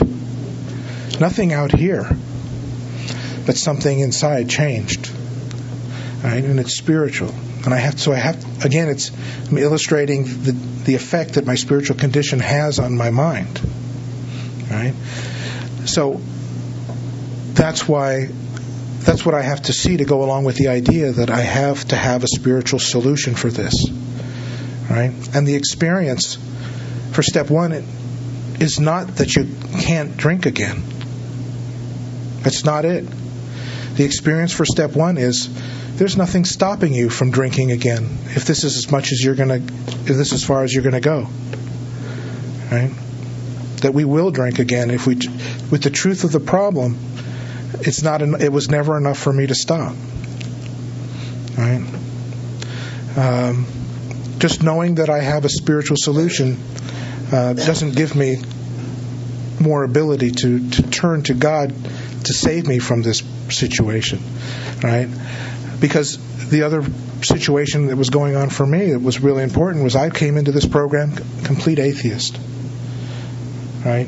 Okay, you've convinced me that I'm going to drink again if I don't get something more, but how do we move beyond this point now? Okay, you've convinced me I can drink again, right? And it's to the extent that I'm clear on that truth about step 1 that I get moved into step 2, being able to go along with the idea that I need a power greater than myself to change what's going on in my life, to restore me to sanity. I have to see this insanity in my life and how there's no escape from it except if I get something more from this program. I don't have the power to stop this from happening. And the process pushes me forward, pushes me along with it. Right? I come to step 2 out of desperation, not out of virtue. Not because I want to be spiritual, not because I know what God is. I don't necessarily, at this point in the beginning, I didn't even necessarily believe in God yet. But I start to believe a little less in my own ability to change this in my own life. And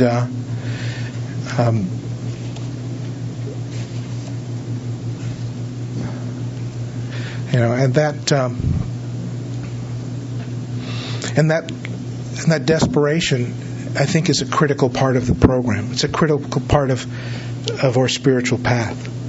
I'm sure that I'm not alone with the agnostic temperament. Right? I can't even stay out of agnostic behavior. Right? And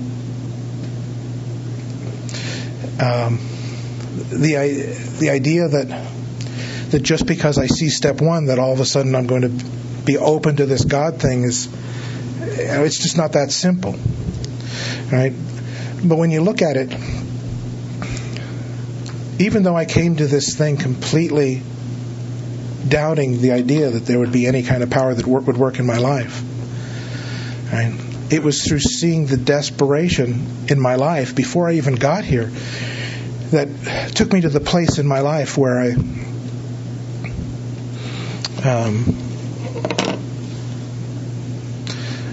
after all these trips to the liquor store, telling myself I got to stop doing this, really realizing I was trapped in this way of life that I absolutely couldn't get out of. What happened is that there was some consequences that happened with some family members after that. It left me in a worse spiritual place. It just kind of like took out that last bit of whatever I had that was holding me together. And I said, enough. I can't live like this anymore. And I dug out a .357 Magnum out of a drawer and was trying to figure out how I was going to, where people actually point these things to commit suicide. And that's where my drinking took me. And it wasn't because of situations in my life, it wasn't because wanting to commit suicide because of the marriage or the loss of business. It was totally because I couldn't live the way I was living any longer and drink with the drinking and the just everything that was around that. And I, holding this gun around my head, trying to figure out where I was going to point it, I wasn't afraid to kill myself. This seemed like my only solution. Therapy hadn't helped. Talking to friends hadn't helped. Their solution was, you don't want to drink anymore? Let's just go get some crack. That was friends' advice. I said, no. This felt like it was the only way to go. And it was my only alternative, to go on as I was or finish it right there. And it was just for a split second that I thought, that this thought came to my mind, that it was my brother's gun. And my brother was already on the run from the police because he had unloaded his shotgun on his friend. And just took off for 20 years. And I thought, my brother was the only thing that I cared about at that time. And the only thought that occurred to me was, what if they think it was him that did this? Right? And the frustration of that is I couldn't even kill myself. I just looked up and just screamed, God. Right? But again, it just shows you the power of being in a place of desperation. Because that place of desperation got a non-believer to scream God. And I didn't even know that was the most honest prayer I might have ever made in my life. Right? There was a surrender at that point. I didn't understand it all at the time. But it was just a couple days later that I bumped into somebody, a friend from the gas station that I used to hang out with, who was definitely I always thought he was way worse than I was. But it was just a couple days later that, was that odd or was it God? I made a surrender, and then he was put back in my life, and I didn't even recognize him at first. His whole face had changed. It turns out he had gotten sober. Right? And he started to tell me how he got sober. And I was interested at first, but I was hesitant because the idea of he offered to take me to some meetings if I was interested, and I thought, AA meetings? I said, I couldn't be that bad yet. Right?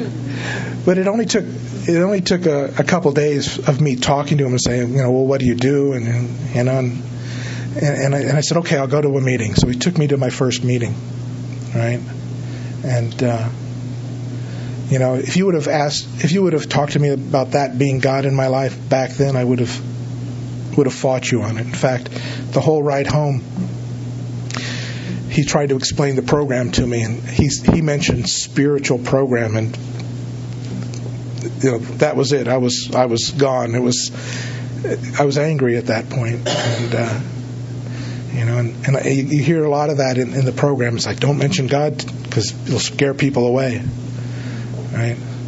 But what I was taught and what I really believe is that the idea of the talk of God might scare people away, but alcohol will bring them back if they really have a problem. Right? And that was sort of my case, is although I absolutely didn't want to get caught in some kind of religious organization, I was a dead man. I absolutely did not want to continue living as I was living. And I knew that I couldn't stop drinking on my own. And I said, okay, I'll go to a meeting, and started taking me to some meetings, and I stayed sober from that point on. And, it's pretty miraculous that the biggest miracle in my life happened February the 23rd of 1989, where before that I was ready to blow my brains out because I couldn't stop drinking whiskey. And I'd show up at an AA meeting and never drink again. And that was without even owning a book yet, right? There was definitely something bigger going on than the book, the meetings, and the steps. Right? And I came in contact with that first part of the of a succession of different levels of that power entering my life. And they say that you only can absorb as much as your backside can take. So you've been sitting for a while, and you're probably ready to go home. As you know, I'll be back here at 9:00, and we'll start with kind of a recap and then step 2. So I hope to see a lot of you back tomorrow. And I hear the weather's going to be conducive for people to be inside tomorrow. Although it's really cooperating since I've been here. It's been really nice, so I feel really lucky. So, again, thanks for spending the evening with me.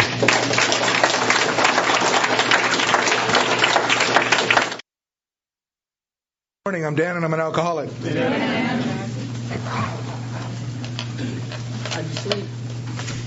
This slept great, thank you. It's a nice room. Some nice rooms here. So,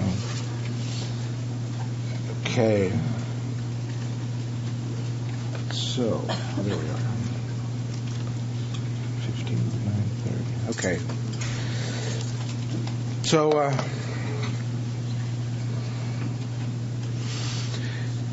in between step 1 and step 2, there's like this hallway. Right? Behind me, I need to be clear on certain things.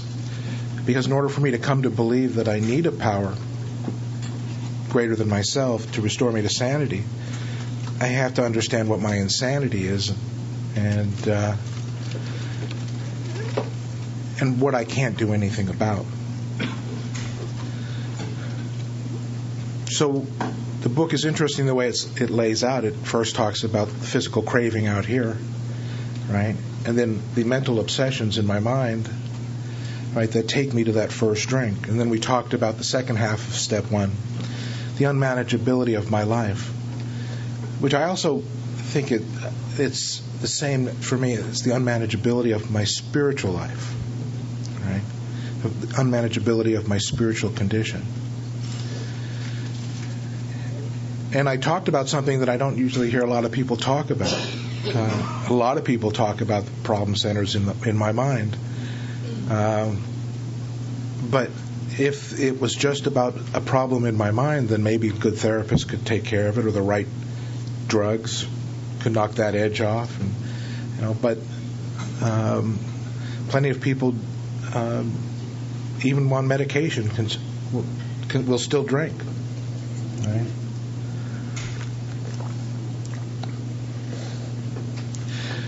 So I have to understand why this is how this is a spiritual problem, and why I need a spiritual solution.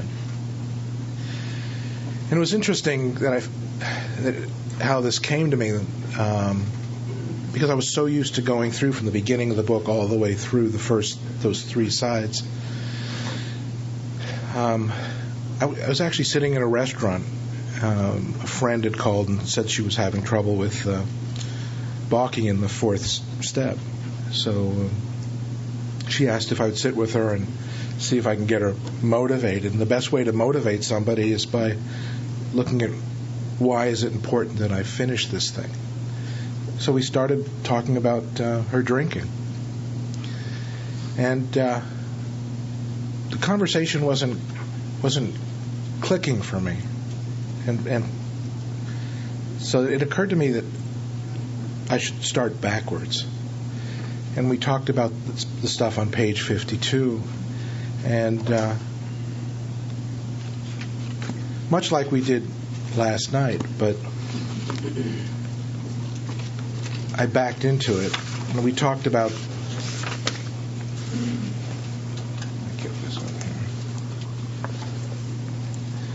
I asked her about her personal relationships.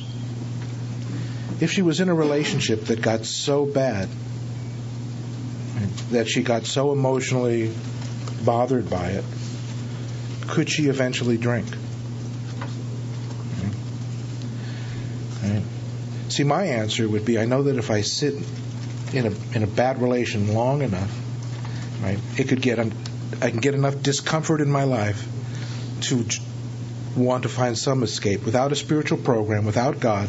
I'm talking about without any of the things that you might have today. Just alone, on your own power. Could you drink again over a relationship? She said no. So I thought, oh, okay, well, maybe she's not that sensitive. This is what about your emotional nature? Emotional nature being my emotions that are inside, not necessarily what you see, right? Because I show you the face that I want you to see, but inside, my emotions might be saying something different. I said, if you were emotionally tortured for long enough and hard enough, do you think you could drink? Do you think that would take you to a drink? Because I'm thinking to myself, yeah, I certainly could use a drink after a good emotional torture, right? She said no. We went through all these questions, and she wouldn't drink over any of them. And I thought, well, this is interesting. So then, whenever I get cornered with not having a clue what to do when I'm working with someone, I put it back on them. Just spin it around. Say, okay, let's start over. If you sat in a relationship that was really difficult and you weren't getting out of it, what do you think that what obsessions would you experience? What would sitting in that excuse me, it's still early for me. I'm actually quite nocturnal. If you sat in a bad relationship long enough, right, there would be obsessions that would come to you that would feel like the natural thing for you to go to. Right? What would those be? And she said, I'd curl up in my bed with food, and I'd eat myself to death. And I thought, that's interesting. And I said, well, what about I went through the rest of the questions. What about your emotional nature? If you sat in a bad place emotionally, where would that take you? She said, same thing. We went through all of these questions on page 52, and it occurred to me how great this is laid out, because, not everybody in Alcoholics Anonymous had a problem with alcohol. Some did. I mean, especially some overeaters, because of a lot of overeaters apparently get triggered by alcohol too, because of the carbs and the sugar in it, or whatever reason. I don't know. I'm not familiar with that program that well. But I realized the same thing happened with addicts.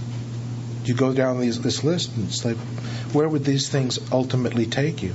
If it was a cocaine addict, would say, I might drink before I go back to it, but eventually I'd go back to that which I find this illusion of a solution. Right?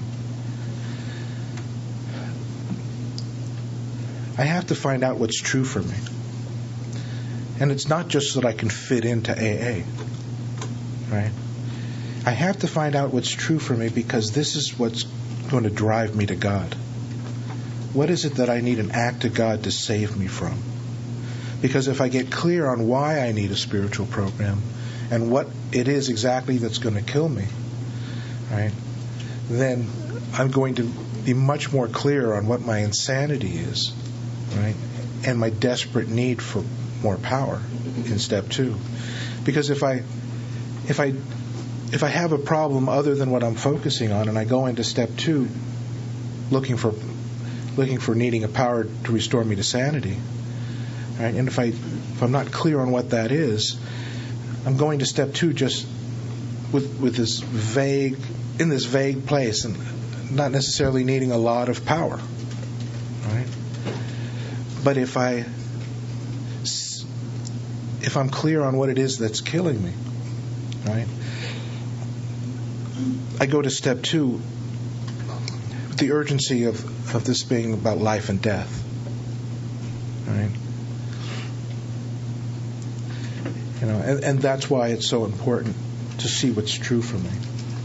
And some people go off the wrong direction with this. I think when you start asking questions at the beginning, like, well, maybe you're not an alcoholic, or maybe you don't even need this program, right? And it can sound sometimes like some people are trying to weed Alcoholics Anonymous out of all these non-alcoholics, and I don't want that to be misunderstood. That's not my take on it, because I, as a real alcoholic, don't really want to be in this club. I would rather just be able to go drink without consequences.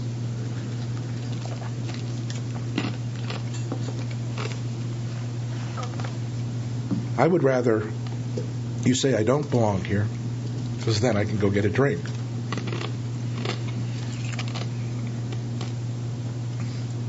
The purpose of that is to drive a real alcoholic to the point where he really can't doubt that he needs this thing, right? The sad thing is that statistics are quite low as far as who actually stays, and I think that this is possibly an important piece of that puzzle, because if I don't see the depth of my problem, then I'm not going to see as much value in the solution. If I see the depth of my problem and it takes me to a place of desperation, then I'm going to step 2 out of desperation, right? Not just because I like this idea of having this God in my life, right? So and that's basically what we talked about yesterday, right?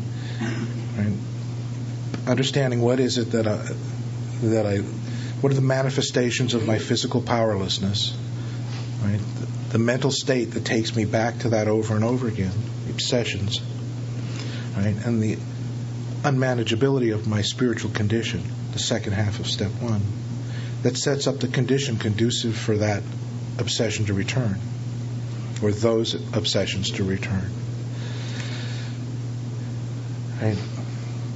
And I believe that becomes real important too, not just in the beginning, but also throughout a spiritual way of life, because it's a way for me to check what my condition is, right?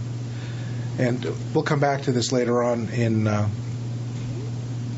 10 and 11 actually. Well, we'll look at this again from a different perspective. So,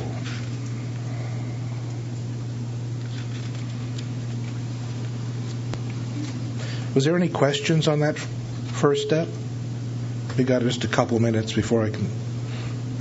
No questions? I had one. Oh, sorry. Go ahead. When the lady said that it was food that she would go to, then what did you do? or discussion. carry on. This discussion after that was that she actually started in a food program, but they told her that AA is where the good program, where the better sobriety was, so she switched. And although she had a lot of friends in AA, so she ended up going to both programs again. Thank you. Sure. Somebody asked me brought up the question. It was Matt brought up the question of choice before the meeting today, and that's something you hear a lot of, and I think it fits here. And that was part of what we read, that paragraph on choice, and how people will say, and I talked a little bit about it. Today I have a choice whether I'm going to drink or not. Right? And I think it kind of, the book specifically talks about we've lost the power of choice.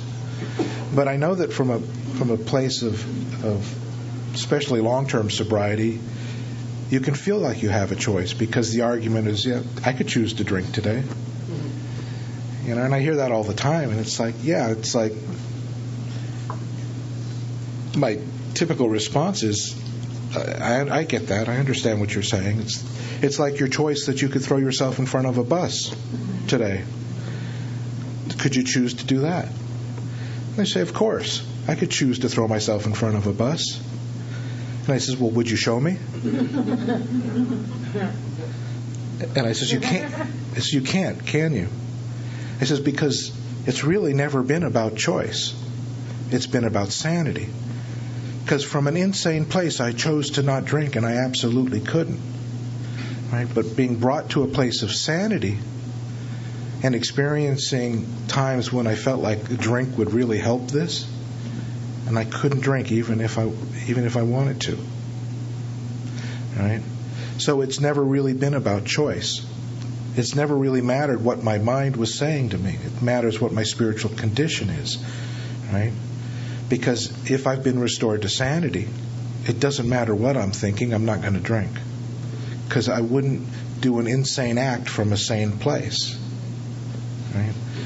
So I don't get hung up on the word choice, right? Because really it's about what's sane here. Right? So, all right. So, what are your thoughts around we conceded to our innermost self that we were alcoholics? Yeah. At what point is that just right. the final surrender?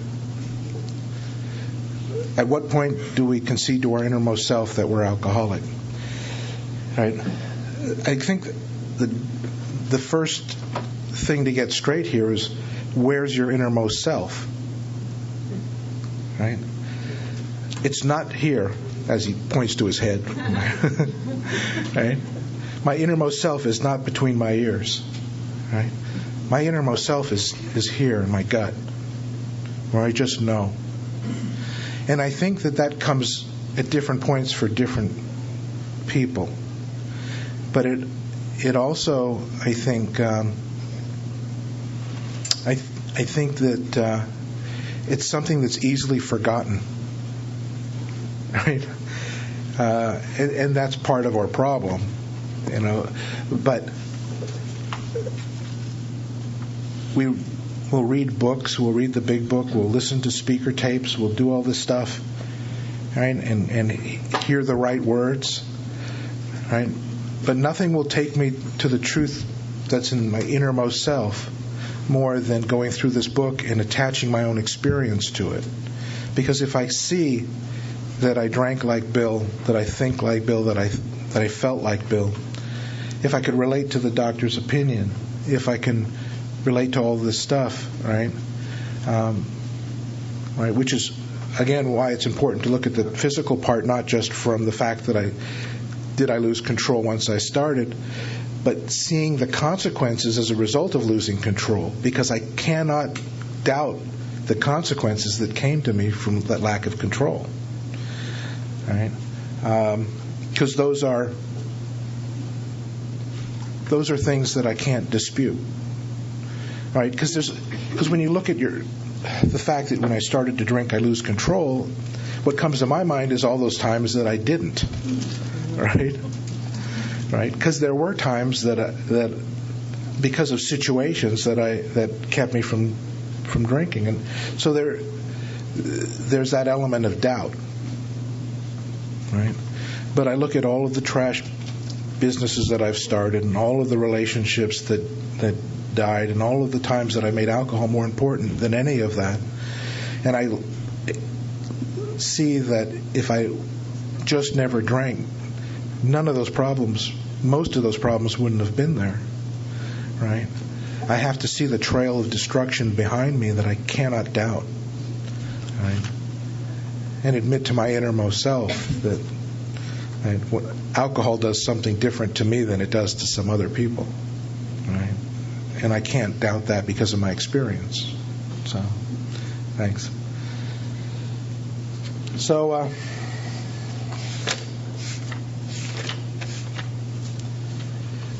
we'll start with step 2 now.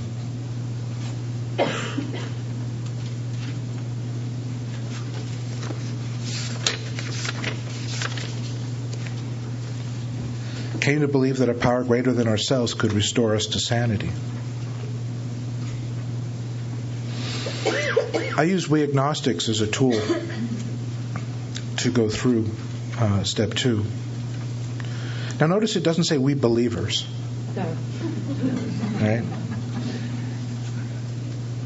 It's going to talk about God here, but we're not even at the 3rd step here where we're making a decision to get this power. So too much talk about my great belief in God here is, I don't believe, is as effective as looking at where I don't believe, right? And people come to this in different ways. I came to this pretty much an atheist.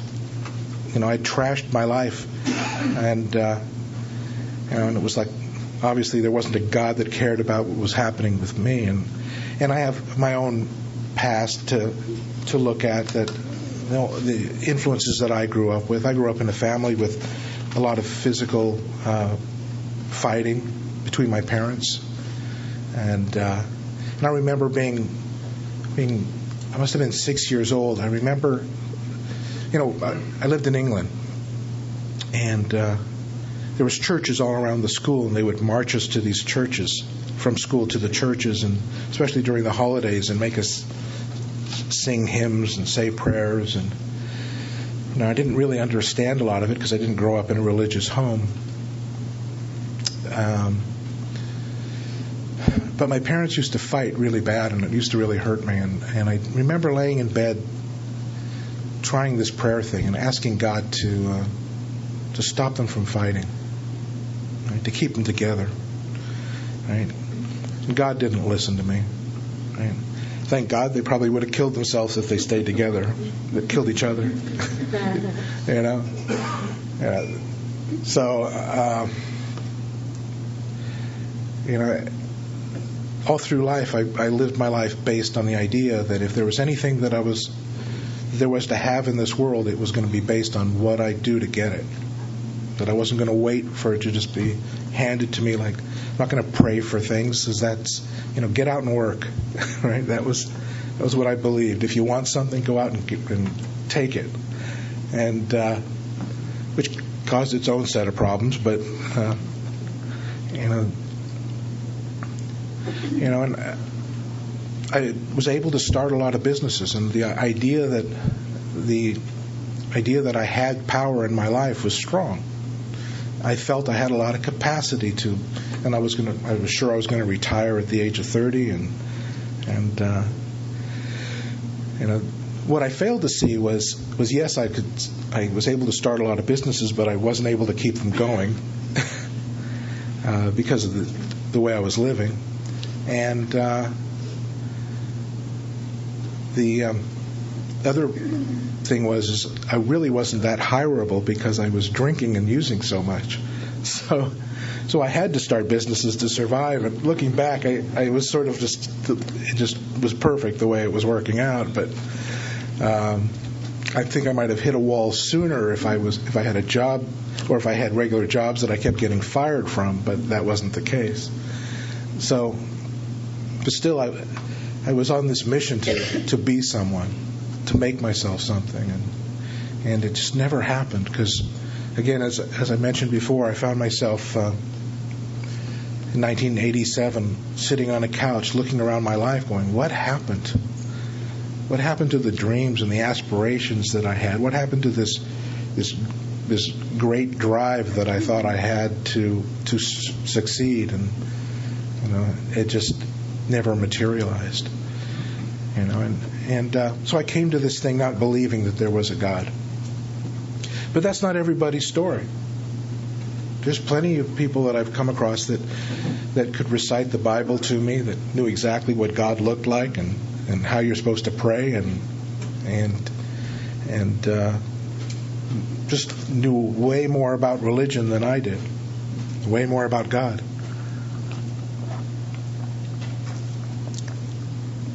But you know where both ends come together, where we both where the believer and the non-believer can agree, is we suffer agnostic behavior, even with a belief system of what God is. So I go through, we agnostics, underlining everywhere where I see that I did not rely on that power, on a power other than my own. And any believer can go through this and underline just as much as a non-believer. Right? Because if I relied on that power that I had this big belief in, then I may not have been here. Right? So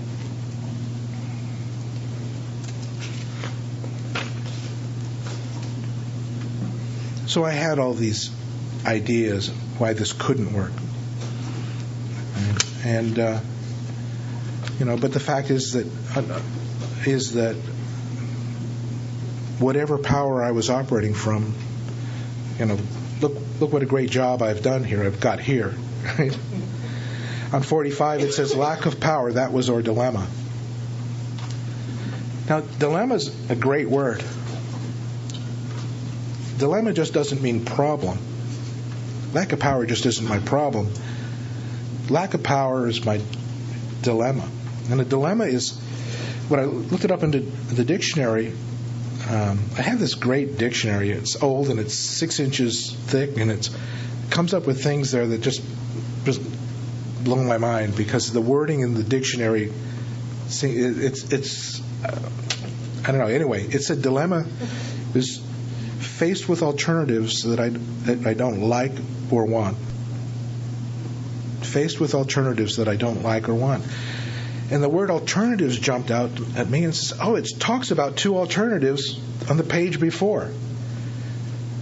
It says, doomed to an alcoholic death or to live on a spiritual basis are not always easy alternatives to face. Right? Doomed to an alcoholic death or to live on a spiritual basis. And only an alcoholic would have to think about that question, right? Right? Alcoholic death, spiritual basis of life. Which one do I want? Right? Just another thing that kind of pushes me forward along this process, because I don't want to continue living the way I'm living. Right? But I have no clue how to live on a spiritual basis of life. So how could it possibly work? Right? We had to find a power by which we could live, and it had to be a power greater than ourselves, obviously. But where and how are we to find this power? And that's exactly what this book is about.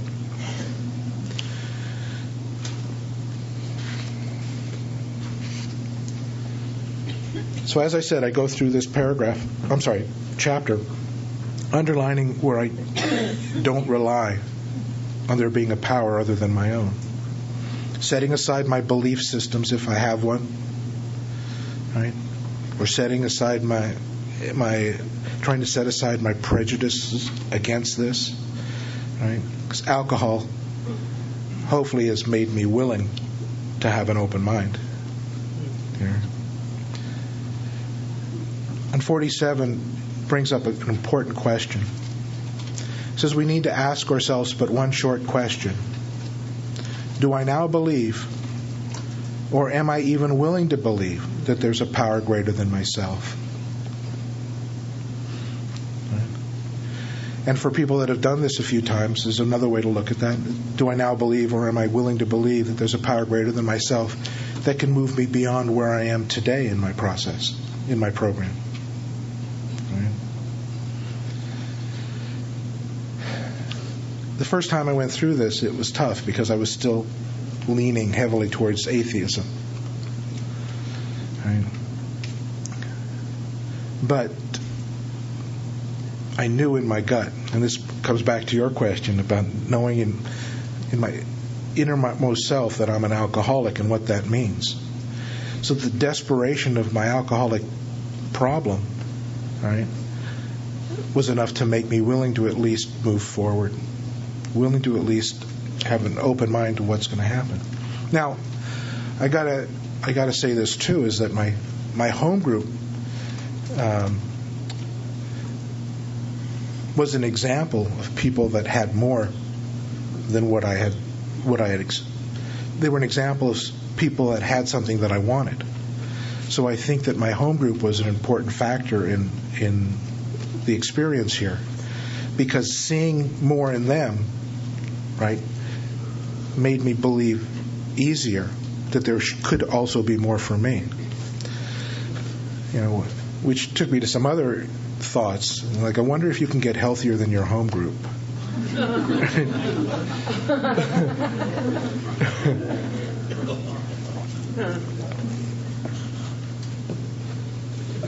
And I don't know how to answer that, but exactly, but just a question that came to me, right?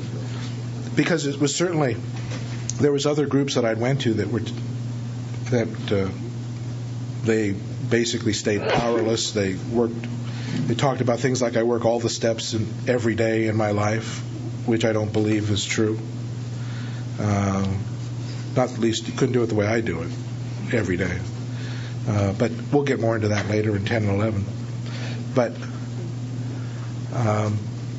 basically staying powerless, basically staying hopeless, right?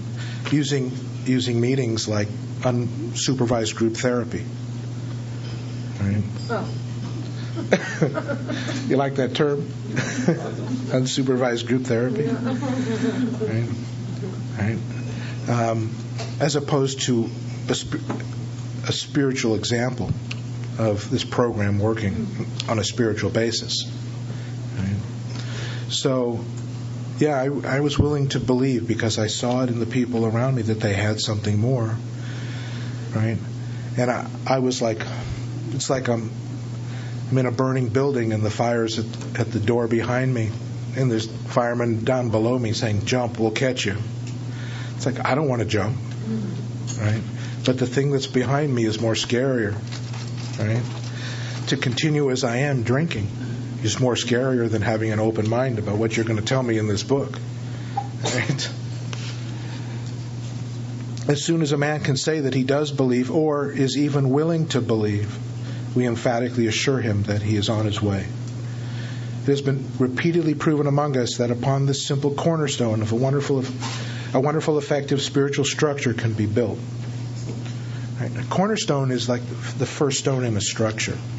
A lot of times the cornerstone will have the name of the builder or the owner of the building. Right? But it's this first stone in place. Back on page 17, it talks about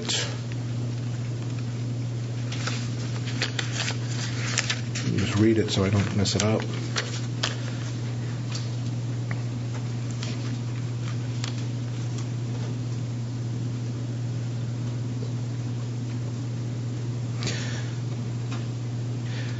In the bottom of 17, the feeling of having shared in a common peril is one element in the powerful cement which binds us. But that in itself would never have held us together as we are now joined. So they're talking about the fellowship, feeling of having shared in a common peril. The tremendous fact for every one of us is that we have discovered a common solution in this book, in the 12 steps, that we have a way out, which we can absolutely agree, and which we can enjoy in brotherly and harmonious action. So they're talking about this powerful cement which binds us, right? And this cornerstone in step 2 is set on top of that foundation, right, of the fact that we have a fellowship and a solution, right? And that's the basis of this thing. We put our willingness to believe is that first stone in place, because we're going to be building this spiritual structure. And we're going to talk about that more in step 3.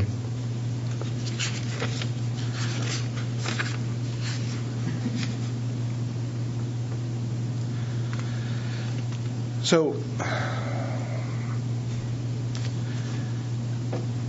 I keep underlining as I go through this paragraph, as I said, where I see that I don't rely on any power other than my own. And it's going to be talking about my prejudices against spiritual terms, right? All the fight I have, the resistance I have against a spiritual way of life. Because I had a lot of them. I had this wall of arguments that I would use, not only to you, but also to myself, why there couldn't possibly be a God that would work in my life. Right? How you must be like delusional if you think that there's something that will. Right? But that fight really didn't serve me well, considering where it took me. Right? Where my life ended up. So I had to have this open mind, and the question of God was a really difficult one for me. And in meditation, a little exercise came to me, and I'd like to share that with you. But first, I'm going to start at 53 and pose some considerations. When I'm working with someone, when we get to this part of the book, on page 53, where it says, when we became alcoholics, right, when I really knew that I was an alcoholic, crushed by a self-imposed crisis we could not postpone or evade, we had to fearlessly face the proposition that either God is everything or else He's nothing. God either is or He isn't. What was your choice to be? All right? So they're talking about either God is everything or God is nothing. Right? God either is or He isn't. Those are they're asking us to make a choice, and this is a really important choice. Thank you for listening to Sober Sunrise. If you enjoyed today's episode, please give it a thumbs up as it will help share the message. Until next time, have a great day.